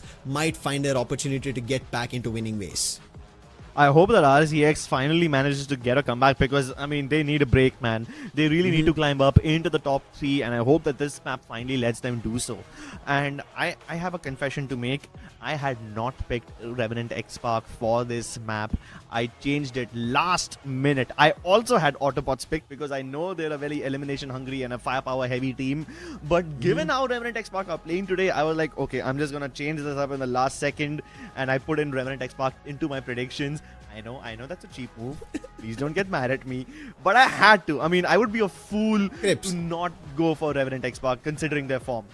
Exactly. To be honest, right, we at least want to get one of our predictions right. That's our honesty, especially after seeing as soon as we've jumped on the desk and we tried our best and our teams have instantly gone out of the win. But hey, again, happens, right? Every team is trying to try out their new things right here in FFMAI 2026 spring, but on top of it, they also have new teams who are right now fighting against them for this title, which was not seen in 25, right? If they had an idea about them, if they'd seen them play. So for some of the teams, it is a familiar ground with new teams, but for some of the teams, it's a complete new ground. It's complete new opponents. They've not seen them in their region. So for them to jump here, play in the South Asia plains, it's a new task and everybody is trying to do their best as we jump towards the next game. That is going to be game number 5, Solara, a game that spins a lot of fast fights because it pushes teams together. It pushes teams together, pulls apart any sense of safety, and strips them of any sense of comfort. Solara will test everything that these teams has to offer, because this is the last known map of the day. Keep in mind that this is the penultimate game, but the next map is unknown to these teams. We will have a randomizer for the last game, so this is the last time teams can head into a game knowing fully what to expect. As we jump towards expectations, we start with Revenant XSpark, the team who set expectations right for their fans and themselves as well to get a booyah. They get a 2-2 split at Casa Vista as well as TV Tower, but we end up seeing Autobotz at Delta Isle compared to RNX and Max. Their drop spot, they are there. But however, RNX are also here And they are chasing Max Esports, and Max Esports, they're taking the tracks, trying to make a run for it, but GodLike on the other end making a run. We already spoke about this fight that could happen, and it is happening. Blue Hero is down, but Nobita, he's been venged upon by Reagan, but for how long? Marco is also down. Yogi trying his best with the mini Uzi, doesn't work. It's all up to Nancy on a 1v1 with Reagan. He did try to bring his best with his teammate. He did try to get an elimination. Confirmation coming through. Reagan, he's still there, but Nancy was trying to pull off finisher moves, and that's going to be Tonde Nepal Esports taking advantage of it. Mistake from GodLike, but benefit by Tonde Nepal Esports. Not again, man. GodLike Esports fall first, and they just cannot seem to catch a break right now. But Max Esports, despite all the odds stacked against them, are managing to hold on to their own. Ashpon, lovely movement over there, uses the glue wall to block open that window. And he tries to isolate the 1v1 against Johan. Does a little bit of damage, but he doesn't really get much. Johan pops the time turner, and now he's chasing MadGod. But MadGod has no idea that somebody was right behind him. Ashpon walks behind and plugs in one of his teammates. And Autobotz just let him do that. He was invisible to them. Oh. Do you realize how much trigger discipline you need as someone like MadGod, who has his back to his opponent, and while he could have literally shot down MadGod, he did not pull the trigger. He waited until MadGod went away so that he could get the vending machine, revive his teammate, and then he decided to fire upon his opponents. But it was also the move to save his teammate. He had to do it, Crips. If he didn't, and if he did pull the trigger, it could have been a big detrimental effect for Max Esports. But at least because of that, his team as a whole survives now. But fight brewing a lot more, and towards GG Instinct, while they are holding out at Riders Club. We spoke about this fight that could happen. Team 2XD, they also know that GG Instinct are right in front, but Team 2XD, they've not won a lot of their fights, and moving against GG Instinct, they're a set of young guns who have been proving themselves, and they have been winning. However, right as now, Team 2XD, they want to do the same. It's not been their best, but Arvon gives them complete information. That was nice use of binoculars, but right now using information and using their bullets to their best to get eliminations is Autobotz. Oh, lovely spray by Hooker. Kunal finds the elevation, but he just cannot help his teammates out. Tries to go in for the vending machine again. Gets MadGod online. But Venom goes down right in front of him, and he's powerless to do anything about it. Ashpon doesn't see them again. What is happening? Why is everybody blind? Arm 44 is getting the res right in front of him. He finds a tiny angle, and Kunal tries to spray them down, but he cannot get the confirmations anywhere. And at this point, Kunal also loses his life. Oh my lord, Revenant XSpark are here, knocking on the doors of Arman and his fallen teammates. And X-Divine, even though he's able to get the res onto Gopu, he cannot get all the eliminations. They could have had a lot more. Not gonna lie, 5 eliminations is very less for the amount of chaos that was going on over here. But I'm surprised to see this side of Revenant XSpark at the start of the game. Not surprised on how GG Instinct are playing. They brought a player out, and they're going to be quick on it and act. That's going to be GodLike's 10. His elimination also confirmed by GG Instinct. 7 total already, and this is what we spoke about. If you want to fight with GG Instinct, you better be the ones doing the damage for them at the very beginning. And right now, doing damage is going to be RZX towards Flame Esports. One of their players already been knocked and eliminated. Muzamil being challenged by Taz. Riptide to the Muse, and Muzamil couldn't do much. Taz run right to his face, and that's going to be an M590, a close-up shotgun. You can't dodge those bullets. However, Flame, Taj, he is not alone. He has opponents completely surrounded. If he tries to make a run, he will be put down. But he is putting Itachi down as he gets support from his teammates. And Flame, they surround RZX, and now RZX, they're the ones in trouble. Yeah, they're getting trapped over here. Raptor goes extinct as just like the rest of the dinosaurs. And Flame Esports take this win at the hub. They control this entire western sector of Solara. And with this one, they might just be able to get a couple of shots onto Tonde Nepal Esports as well, because we saw one of their teammates come close to hub. Let's see if he manages to escape, because he's kind of alone. Oh, nope, never mind. I take my words back. The entire team is over here. Blue God, that was unfortunate. Now he has to go back towards the tracks, take it, and join his teammates. But right now, joining together for eliminations is going to be GG Instinct against Autobotz. Where was timing, precision, And play coming in from Autobotz. They take the launch pads, make a quick jump out of it because the zone was closing. And Autobotz know that they fight outside the zone, especially on Solara, they'll end up becoming victims for everybody else. And for the time being, it's going to be GG Instinct to find another opportunity in terms of eliminations at this spot. Revenant XSpark, who were busy trying to fight with Autobots who had just made their way inside the circle. Yeah, they just dealt with Autobots, even though a couple of members of Autobots escaped and now they're on a revival spree. GG Instinct have done plenty of damage already. You know, 10 eliminations in the first circle itself is nothing to scoff at. And this means that they've been on the move, bro, because they're not going to find 10 eliminations sitting in one spot. These guys have been rotating everywhere. And they're using Solara's signature feature, the zip rails, to its maximum ability. They're using it to rotate quickly and get into fights before any team has a chance to react. You can see again how they can hear the gunshots between Total Winner and Revenant XSpark. And you know for a fact that GG Instant will try to steal it. Revenant XSpark do the damage, but GG Instant steal the eliminations away from Revenant XSpark. Oh my god, I feel bad for Revenant XSpark again. They just keep getting heisted away from, bro. Like, see, out of all the games they've played, this has been their aggressive ones, and of that as well, their eliminations are being stolen away. But hey, that's the rules of GG Instinct. That's their way of play, and that's how we've seen them. And Riders now seeing towards a lot of eliminations is Flame. However, they are playing outside the zone, and Extreme X, they spotted that out. Toki, his elimination will be confirmed. Taz, this was the man who was getting every opponent closer and then instantly put his team right in front of them. But this time it's not really the case because he was all alone, and Tash only was able to do a knock towards Rusty. Quick was Flicker, will get the confirmation, and that's going to be 4 eliminations for Extreme EX. But Extreme X also have just recovered. But I'm surprised, wait, what? There's still players. And he went for a revival. That was quick. He does bring back Taj, but with giving away an elimination.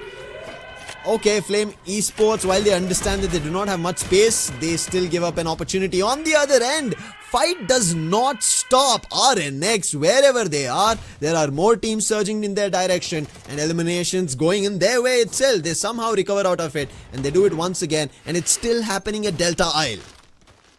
Yeah, I mean, given... Oh, wow. Whoa. Made me stop my words mid-air. I mean, he stopped his opponents mid-air and made me stop mid-breath to appreciate that shot. The point I was trying to make over here is that RNX have been in some very sketchy situations. There were situations where they had like one player alive and they were ignoring their opponents. They were getting snuck around. You already saw how many sneak-ins 2XT managed to do with them. So, given all the difficult situations that they have been in, I'm actually surprised that RNX have the chance to recover all 4 of their players and still farm 6 eliminations. But given the situation they were in, they should have had like at least 10 by now. So a lot of opportunities missed by RNX. But hey, it's still just the second circle. I think they can recover pretty quickly. But unable to recover since the previous game is Total Winner, where we just thought that they are almost finding their way here in FFMAI 2026 Spring. But let's take a look at the instant replay. This is what happened where Tonde Nepal Esports, they thought they had the upper hand. Supreme tried his best. Nice launcher being used, M79. But Rasil was close. Taz will not be left all alone, and that is the jump with the cover coming in by Flame. They put an end to Tonde Nepal Esports. Unfortunate, while we are seeing that every team is about to recover, but that's only happening for one game, Crips. After that, they are unable to find that flow back again in the next game. Yeah, that's when consistency comes in. If you do well in one game and then you just die very early on in the second one, then you're really not being consistent, you know? But GG Instinct have been pretty consistent so far, and you know, just getting a lot of eliminations in almost all of their games. I think they just had like one bad game where they got eliminated outside of the top 8. But apart from that, they've been doing really well. Revenant XSpark have been doing really well. Autobotz, of course, as you can see, they have a bunch of eliminations to their name, even though they don't have a single booyah. So you can see that these teams are being consistent. Whereas teams like Total Winner, RZX, they've had one good game which brings them up into the 41 and the 36 points respectively, but in the other games they've been getting eliminated out of the top. You know, they're one of the first 3 teams to get eliminated. So yeah, that is why they are, you know, at the 41 point and the 36 point marker so far, while every other team is surging ahead of them. One thing that I did notice while we were looking at the first 3 games and to the now 3 games that we are witnessing is the number of eliminations. While we were seeing 90 plus eliminations, even 100 at the game number 3, it has taken a big dip, 80 eliminations in the previous game, and right now it could even take a lower dip because teams have now understood how to play. Rather than just go full aggressive, they're strategizing, and right now strategizing for a fight is Extreme X against Revenant XSpark.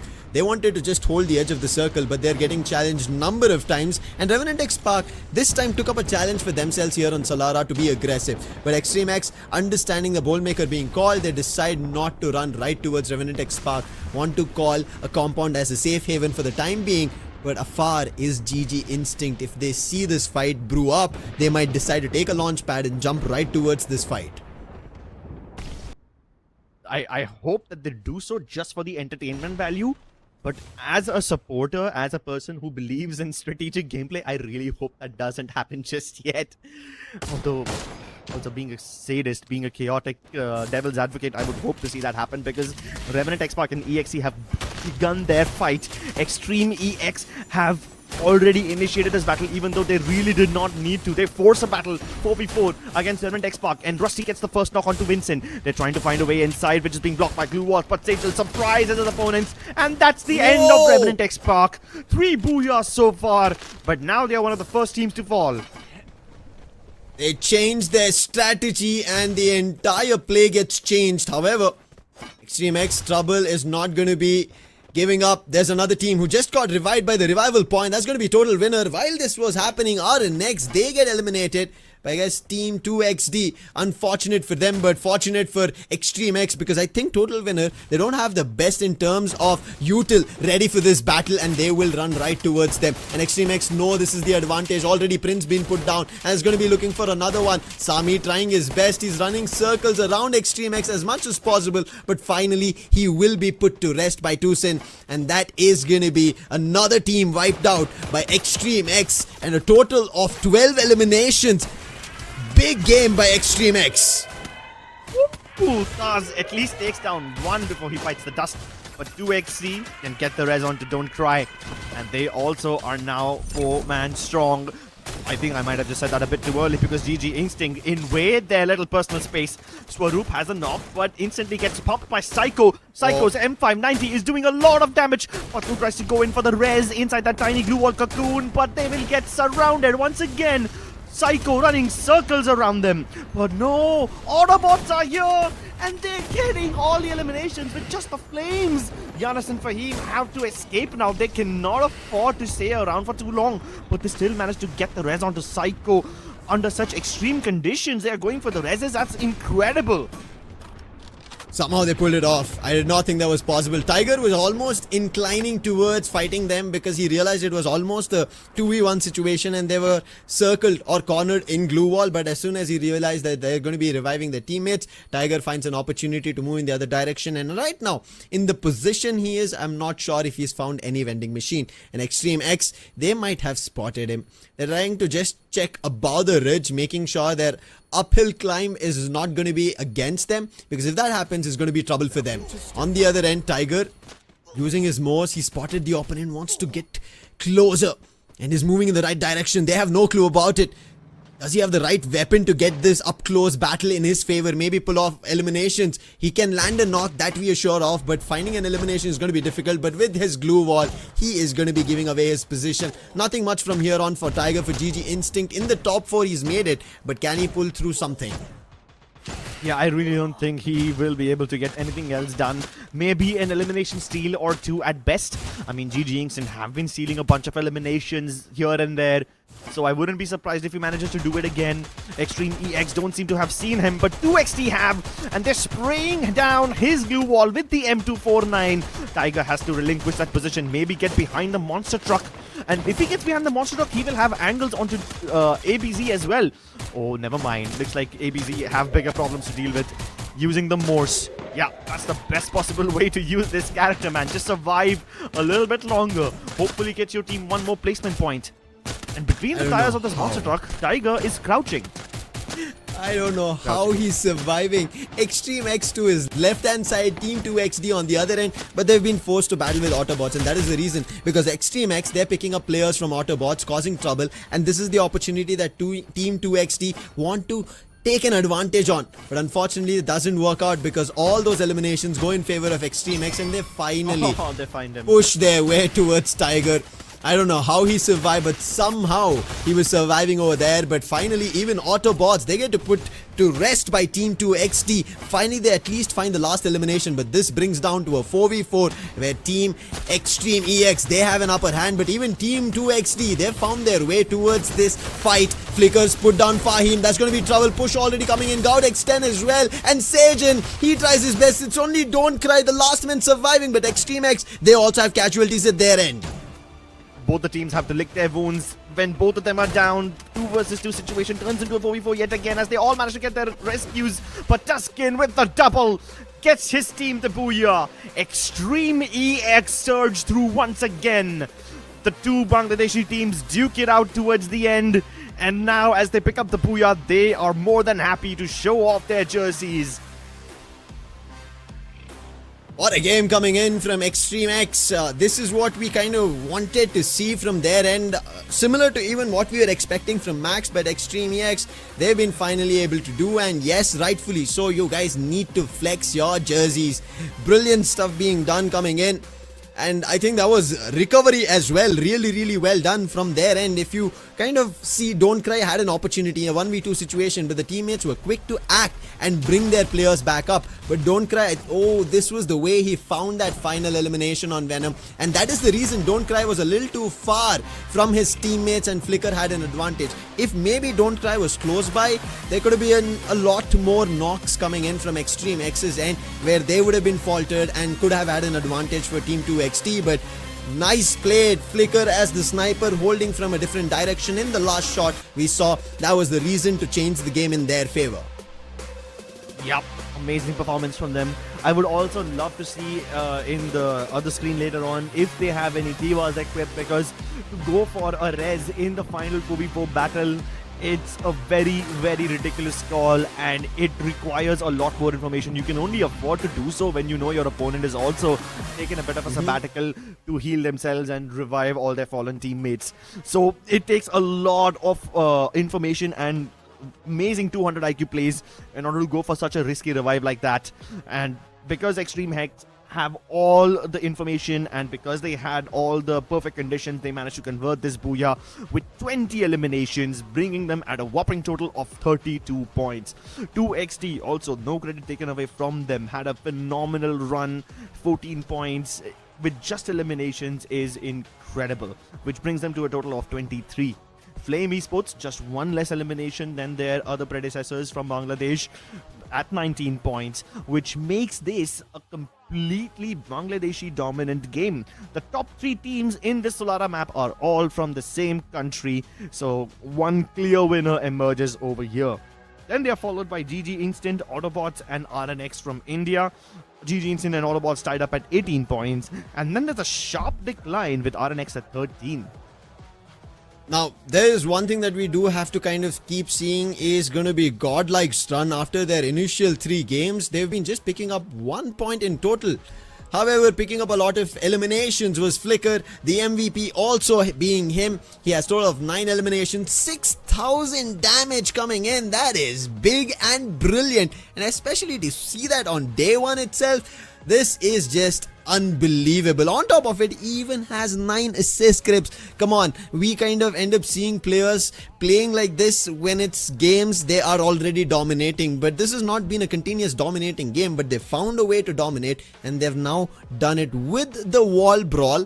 Iris being pulled off, and this is not your sniper active skill meta that we end up seeing. Yes, Maro and Moko is there, but on top of that we end up seeing Iris plus Otto being brought in. I mean, at this point, this is just change in terms of meta and also bringing in new active skills into play. This is what we want to witness. Yeah, And this is incredible because we don't generally see Iris in BR. A lot of teams pick this up in the Clash Squad mode, but there is no Clash Squad this time in FFMAI. So it's really interesting to see Flicker use this, especially now that he's become the MVP for the second time today. And Flicker is just a whole new demon emerging from Bangladesh, because keep in mind that he used to be in Red Hawks last year, and this is not the first time he's playing Fire Max Asia Invitational. He also played last year where he did really well along with his other teammates from Red Hawks, but this time he separated from them, found his own little tribe, and all of them are doing so well right now. Sejan with the the default Russia setup along with the Oscar, Nikita, Joseph and Olivia. The only thing that he's got differently is the Dreki, which also isn't really a surprise. We've seen a lot more people pick it up. He's got 1700 damage with 3 eliminations and 9 assists. Hold up. How does Sejan have 9 assists, Rusty have 10 assists, then Flicker again has 9 assists while having 9 eliminations too? Who are all these other assists going to? Did they have their eliminations stolen from them? Yeah, some of them have been stolen from them, because we did see in this game especially, right, a lot of eliminations were going away from players and not all were in their direction, especially even in this fight with Extreme X, Team 2XT and Autobotz having a fight amongst themselves. We did see Team 2XT try out, maybe look forward to eliminations, but Extreme X were taking it away, some of them being exchanged. However, to see, he did also bring up A124, so I think of all the teams we've seen so far, right, we are ending up that teams are now moving towards changing up their metas, because they understand that there is a lot to be explored when we come towards this OB53 update. Yes, a lot of active skills have been nerfed and you would have to kind of play around it, but that doesn't mean you cannot go back to the roots, which could have helped already. And I think bringing back A124 itself, pushing teammates and our opponents to disable their skills when you're up close and personal, works in their favor, and I'm so happy to see that happening right as of now.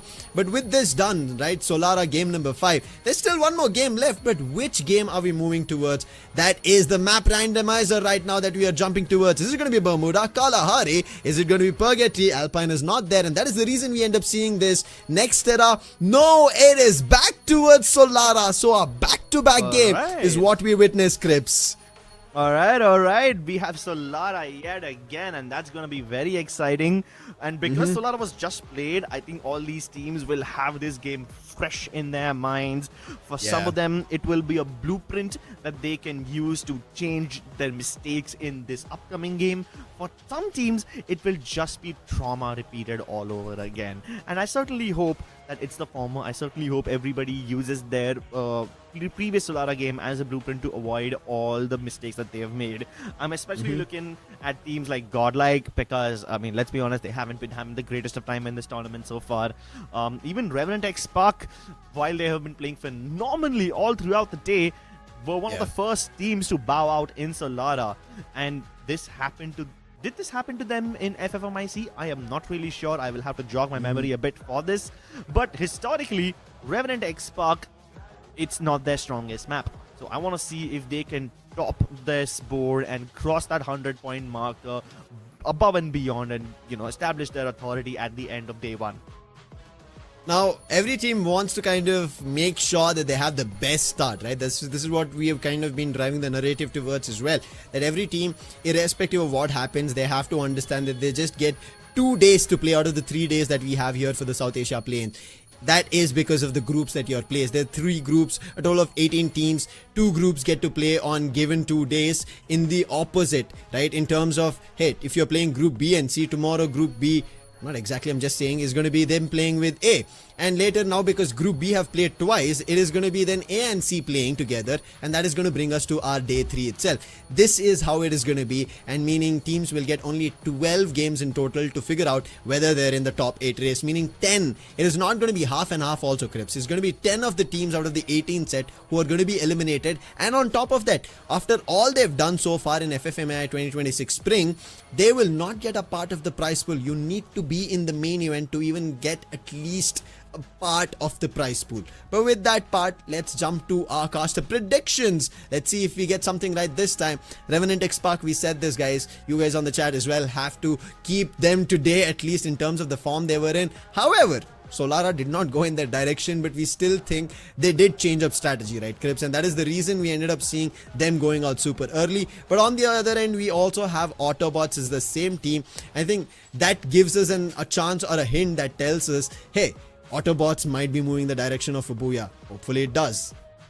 Yeah, I mean, Autobotz almost had this one, and it seems like these guys have just been getting the close misses. Even in Kalahari, they came up into the top 3, but then they couldn't get the booyah.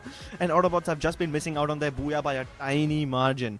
But regardless of whether they do so or not, they end up getting eliminations on the abundance. So yeah, they have been farming up with just their elimination points, and that's why they're sitting in the top 3 of the overall standings already.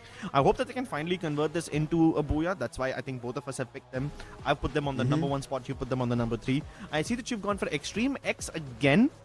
That's wonderful, considering that they just won the booyah in the previous game. Although I am gonna go out on a limb and take a risk by predicting GodLike as my second strongest team. Because Solara is being played back-to-back, I hope that they can learn from their mistakes. I mean, I would have had GodLike, and I think this is something that I was even talking towards, how GodLike's form has changed completely. Solara was almost their highest scoring game. They were having so many eliminations. It could have been an easy 30 plus total point game in their direction, but something is going astray compared to their initial start today to these last 3 games, and moving towards the Solara once again after seeing another early elimination. I'm not too sure if they're trying something new, because also, right, we do not end up seeing Echo playing today. He was in the main lineup when we were seeing Arthez FFMIC 2026 Spring. But now we end up seeing Nobita back into the play. Something new that they're trying out. It did work out in the initial 3 games, but I think the other teams caught up to it. But right now, as we jump towards the last game of the day, you already know it is Solara. But can it repeat the same storyline of Game 5, or is it going to be completely different? Because every other team wants another opportunity to get their day right. Yep. For the sake of entertainment, I hope that it's the latter. I hope that every team performs differently than what they did in the previous game. Because I want every other team who made mistakes to also step up. On your right, you should be able to see the overall standings of the day. As you can see, Revenant XSpark have already crossed the 100-point marker, with Autobotz and 2XT following closely behind.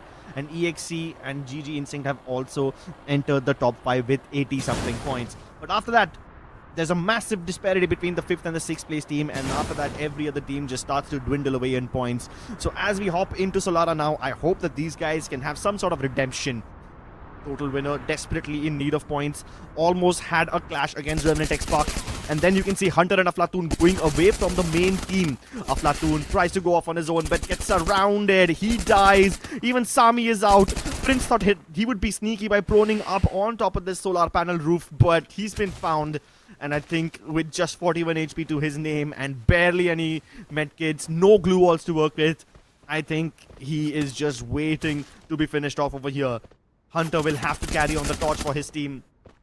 And there you go. Gopu Obi puts him out of his misery. Unfortunate, again, total winner. Not the right start that they would have wanted, but Extreme X as well. An unfortunate start. 3 of the players have already been put down, and it is going to be against GG Instinct Flicker. The MVP of the previous game is the last one surviving, but he was very quick. Axe goes to the vending machine, brings them all back to life, and GG Instinct, they'll be happy that they got 3 eliminations, but does Flicker try to go out for a battle? But GodLike, they want to go for a battle. They're towards the studio right as of now. And the Blue God, he did get spotted out in the open, but Nancy doesn't have the right weapon for a mid-range or a long-range fight, and Blue God understands that and makes a run. However, GodLike have gotten the information, and they're now running towards Tonde Nepal Esports, but they are moving in the other direction. But finally, Nobita, he finds a knock, and Marco with his vehicle, he drives right by Blue God and confirms the elimination. GodLike Esports finally off to a great start. 4 eliminations to their name, and they're chasing down Blue Hero. Marco wants to be the villain by shutting down this hero over here. If he sees blue, then Marco sees red. And right now, will Marco be able to get the elimination? Yes, he is. No, what? Blue hero! A double elimination onto Nancy and Marco. That's ridiculous. 1v2 pulled off with a 3rd player coming through. 2 more players just on the edge of this one. Look at that movement. He had a pixel to bounce off of that window. He uses that to jump towards the other side of the balcony, but despite his fancy footwork, Yogi finds him. I mean, I have to give credit where it's due, man. Even though Blue Hero died over there, he died like a hero. Took down 2 people before he finally bit the dust. And that did kind of trouble GodLike, and it is going to trouble them even further because the team who tried to dodge one team and move in the other direction, they're back here towards GodLike, and that's going to be Tonde Nepal Esports. Yogi did try to make a run and he moves in the other direction while leaving Nobita all alone. Nobita trying his best to dodge as much as possible, but Yogi in right time revives his teammate and back in for the fight, but Nobita will not be able to withhold for long. He will be taken down. However, Blue God, he gets surprised back again, and it is Yogi who picks him up. And now trouble again strikes Blue Hero and Reagan. Can they do something different? They're trying to chase them on the tracks right as now, and Reagan trying his best. He will try as far as possible, just like how Flame will be able to try and get eliminations while reviving their teammates. Yeah, so GodLike, all the revenge that Tonde Gamer Nepal wanted to get against them has been served, and revenge is the dish best served cold. Blue Hero tries to hop in for round 2, but gets taken down. Oh no, wait! The last player of Tonde Nepal Esports, the one who was away from this fight hoping to be the lone survivor, was hunted down by Revenant XSpark. So that's the end of Tonde Nepal Esports. Right now, a start maybe for RNX as well as Max. RNX trying their best. They have 3 survivors. Well, they've taken out 2 of the players back at Delta Isle. I think either RNX or Max love Delta Isle a lot, because they've been fighting in this position for far too often, and Max have not won it, and now Team 2XD are also close by. Understanding this, after getting the revive, 2 of the players have moved in the other direction, but Arm 44, he's stuck. That's going to be a quick hit coming in, and in confirmation on the elimination. But there's still one more player. I'm pretty sure he'll also be sought after. But right now, sorting for more eliminations is even GG Instinct, who made their way here at Delta Isle. But it is going to be RNX's Arman who spots Swaroop, and GG Instinct were not sure that that is the fight they were walking into. RNX, they want to take the high ground. And that is good enough, but they've now seen GG Instinct and they have shut them down. They came, they saw, they eliminated. Their next target, 2XD. Psycho lying down on the ground over there with no revival in sight. Will most likely be revived by his teammates through a vending machine. But that begs the question to RNX. Who else could be here? They use the binoculars, they see one player, and they will be very disappointed to see that that player has already bled out by the time they get there. And they don't know that their opponent that they saw via the binoculars has bled out. So they're going to take pot shots in the water. Still looking for someone that doesn't exist in the region. Oh my god, this game sometimes, it really messes with your head. It makes you see things that don't exist. It makes you hallucinate. Yeah, and imagine it's not even a nightmare. It was actually reality, but it just turned in the other direction. But for now, GodLike, they want to turn towards another elimination, but Aflatoon, that was brilliant. A 1v1 with the agile of the opponent team and quick towards the vending machine. He did not even wait for a confirmation because he knew that there was more trouble right close by. And that is Max. As they take up that confirmation away from Aflatoon, he is now worried. However, he's gotten a revive on 2 of his teammates, but can Total Winner survive from here? Arm 44.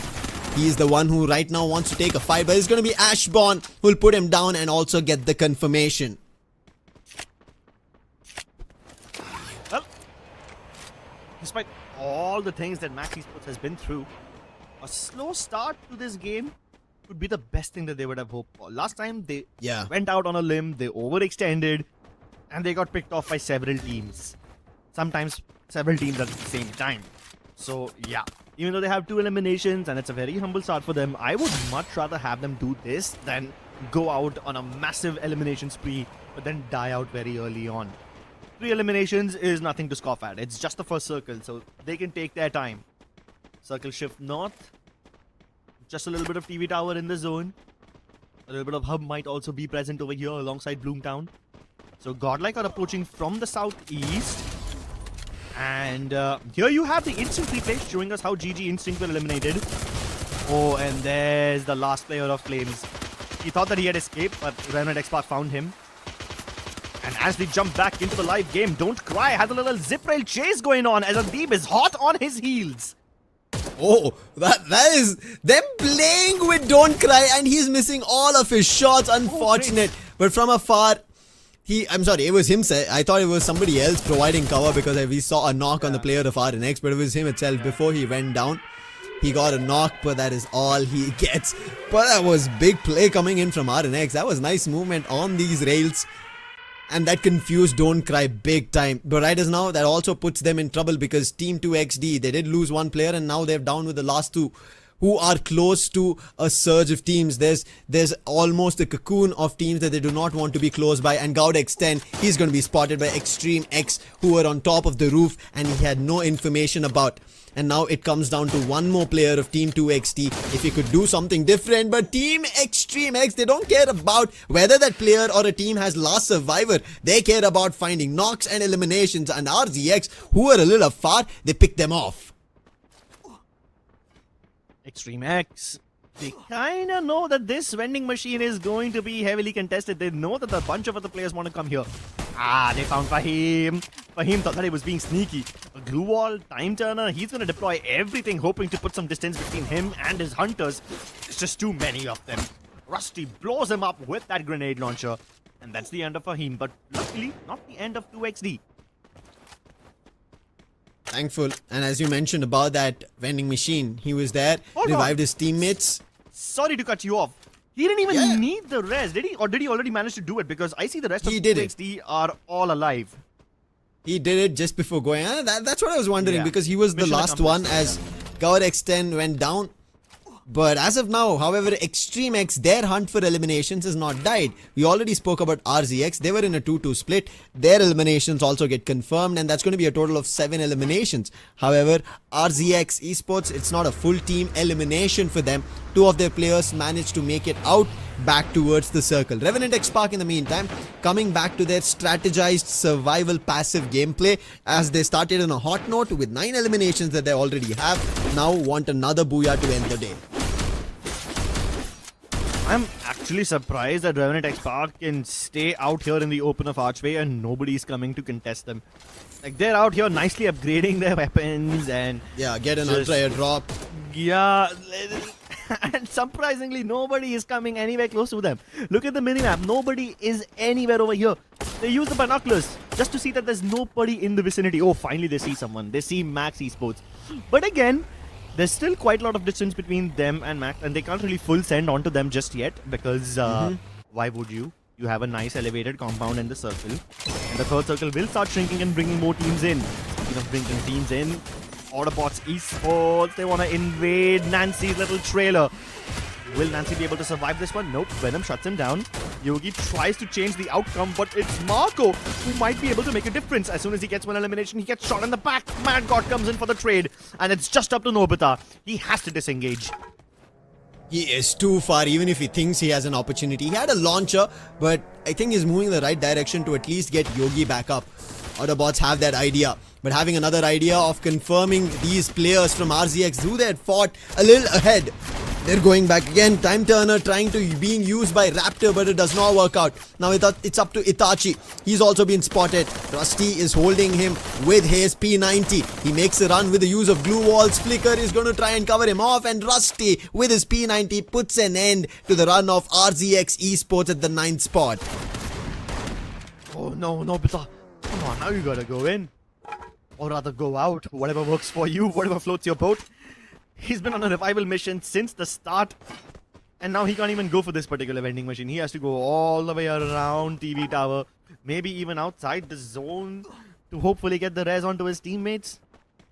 But is that worth it? I mean, because it's a third circle. And like within just like 20-something seconds, the third circle will shrink and the fourth circle will deal even more damage. So if he goes outside the circle to get the res, he better have a bunch of medkits and super medkits to his name. Hopefully, fingers crossed. But only Nobita knows what his plan is. He's making his way back again. While in the meantime, I did see Total Winner picking up and them also surviving for far too long. This is looking good for Total Winner. Nobita made his way back to TV tower only to get a vehicle and make a run out of here. But on the other end, Extreme X, they decided to take the edge at Archway, where Revenant XSpark were already keeping it as a fortress. They've lost 2 of their players. It's up to Flicker and Rusty, and Flicker also goes down as the last member. And Extreme X, they get eliminated, and Revenant XSpark keeping their edge of the circle towards their last and final game. Oh my god, Nobita playing Tokyo Drift out here. Nah, he gets shot down. There's way too many bullets heading in his direction. RNX, all 4 players turn around and shooting down. Especially when Arman has that M249X, it will chew through your car's HP within a matter of seconds. Autobotz now engaging against Total Winner. Prince and Hunter managed to get the managed to get the knock onto Canal, but Mad God goes for the mad dash around that glue wall cocoon and gets one more. Prince gets the confirmation. Hunter trying to break down that cocoon of glue walls and find an angle onto Mad God, but that gives Mad God plenty of time to repair his armor. Glue wall meta thrown in. Will he be able to get the angle? Oh no, wait, Max Esports are here and they're shooting down RNX. Adib, why are you going out of your way to get the elimination onto Mad God? Well, at least he's done that, and now Autobots are out. Total Winner, they decide to wrap up that fight and move back out of this at the right time, but they do not have enough members to kind of fight out in this final fight. RNX in a similar situation is going to be a 2v3 if these two fight, but on the other end, Revenant XSpark, after winning out a fight, they have all their 4 players still standing strong, and the team that we did already speak about, Max, now closing the distance as the zone is closing in. RNX have the advantage, but on the other end, Aflatun sends off a shot, and that will tell RNX to be wary in the direction they're moving in. Nice glue wall put by Aflatun to dodge the nade, but Melters being used once again. These were the Melters who brought trouble for Mad God, but from the other direction, Riptide Rhythm and Team Total Winner in a big sandwich. Somehow Aflatun still holding at the edge of the shrub is helping him out, but for how long? Another nade and Hunter's down. Aflatun, the last man standing. The other team also has the address, and a nade, the final kapat goes through, and Arman gets that confirmation, and that is going to be down to our last 3 teams. Oh my god, Arm 44, extremely unnecessary risk while taking that jump pad. And Arman with the M249 sprays them down. I never thought that the M249X would be so deadly in anyone's hands. I need to try it as well. I haven't given it a shot after the OP53 update, but damn, if these players can make it look so easy, then even I think I will be able to wield it. Meanwhile, Max Esports are now in a very difficult situation. Trapped between a rock and a hard place. Trapped between RNX and RNTX. Max Esports have no hope. All they can do is wait for their imminent doom. And at this point, it's a competition between RNX and Revenant XSpark about who will get those eliminations. It's the nades from XDivine that get them the points. This is a big game coming in from RNX. They have not at all shown like this in the entire day so far. But right now, 17 eliminations, but the number in favor for Revenant XSpark. Adib so up close, wants to fight with Gopu, but the damage being better from Revenant XSpark. And RNX trying their best. Gopu wanted to go around the edge of the wall. Melter was about to be thrown. Steffi being used, making sure if there are nades being tossed, it will all be dodged. Ursh also trying his best, jumping across the wall. Cassie's healing also coming into play, but Gopu, his position finally compromised, but he puts up a glue wall again, but Ursh with the dash doesn't still find an opening, and Arman finally moves in to join his teammates in this 3v4. The Great Wall of Solara depriving Revenant XSpark of their 4th booyah, and RNX standing in their way. This is turning out to be a very long drawn battle. All the damage that was dealt has already been recovered. The Riptide Rhythm finally exposing Adib, only puts him down at half HP, but Gopu finds the opening. He goes ahead of the wall, and Gopu with the triple gets Revenant XSpark their 4th booyah of the day. What a start coming in from Revenant XSpark. This is the South Asia play-ins, and they want to make sure they make their region proud. And this newest addition, this young lad, Gopu OP, indeed OP. 3 eliminations, and all those 3 were the last survivors of RNX. He found the opening on Adib, and from there on, kept putting other players down. What a play coming in. Revenant XSpark, 4 booyahs out of the 6 games of day 1 of FFMAI 2026 Spring, and this is how they perform on an Asia Invitational. Obi, these are some really good nades from Arman, not gonna lie. I really thought that Total Winner would have a better chance over here, even though they put up the glue walls and they were hiding behind the hedge. It did not help them at all. Even Max Esports found themselves in a similar situation where they were trapped between a rock and a hard place, and the nades finally did it. And oh my, what? This looks so much more impressive from Gopu's perspective. Yep. It's so much faster than it looks. Damn, bro. Every time I think that I know what these players are capable of, they go above and beyond. They impress me even more than I was impressed before. And I'm pretty sure all of us had this question of how this change would come into play, especially directly for Fire Max Asia Invitational 2026 Spring and Revenant XSpark. This is no more a spark, as we said.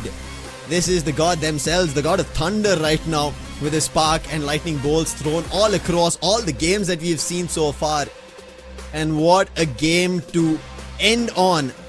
We were just talking about start on a really great note, but Revenant XSpark even end up finishing on a high note, and this is going to be the highest points into a start of Fire Max Asia Invitational 2026 Spring. I'm still in awe of what Revenant XSpark have done so far in just one given day, and so far of all the eliminations that we've seen, right, this game had the highest in terms of total eliminations as well. 111 eliminations. We kept seeing teams getting their teammates back up, down, revive, vending machine, all of that, and Revenant XSpark with a total of 31 points is what we see them.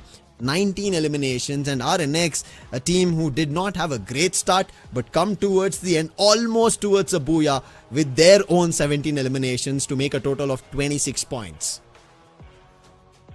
Yeah, amazing stuff from both Revenant XSpark and RNX. 26 points for them as well. But then there's a sharp drop-off. Autobotz at 18, even though they have plenty of eliminations to their name. Extreme X also 12 eliminations, almost tied up with Autobotz, but they have 3 less placement points, and they are now tied up with GodLike Esports, who finally seem to have woken up, but it might be too little too late. They are also tied up with Max Esports. Again, there's so many teams tied up at 15 points each.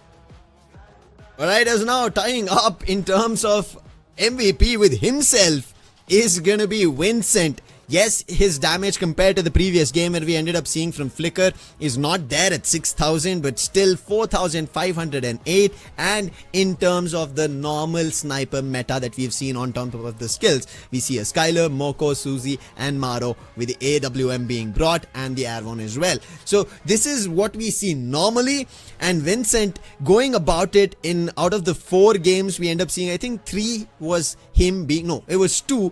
One was Divine, and there was one more in the very first game that we ended up seeing an MVP coming through. But hey, Vincent, I've always said this man's journey, he was so very crucial as that sniper when we saw in Tez FFMIC 2026 Spring. As soon as he's activated, he has the distance to snipe people off. That's when Revenant XSpark find their opportunity. They find their actual spark. This man is the spark for the team. Yeah, he is the spark for the team. And the coolest part is Vincent and X-Divine, both of them are really good snipers if they pick up that particular character. If you guys know that some of them, they were using the whole Nero and the Skylar double anti-glue wall setup in the Fire Max India Cup. Now obviously X-Divine has moved on to a more well-rounded approach while he tries to be the support / the grenadier of the team. The Chrono, puts him in a defensive position. Beaston and Alvaro gets him the Grenadier abilities and the Moko in case he wants to pick up any other sniper. It seems like X-Divine is trying to do everything, but Vincent over here, being the dedicated sniper that he is, has been able to farm up 4,000 damage. So that's incredible from him. Gopu OP also has a lot of eliminations. He's got 7 eliminations with 8 knockouts, although he has significantly lesser damage than Vincent. But both Gopu and Ursh bringing him 2,400 and 2,200 damage apiece puts Revenant XSpark firmly at the top. And it's this consistency that nets them 4 booyahs in a single day.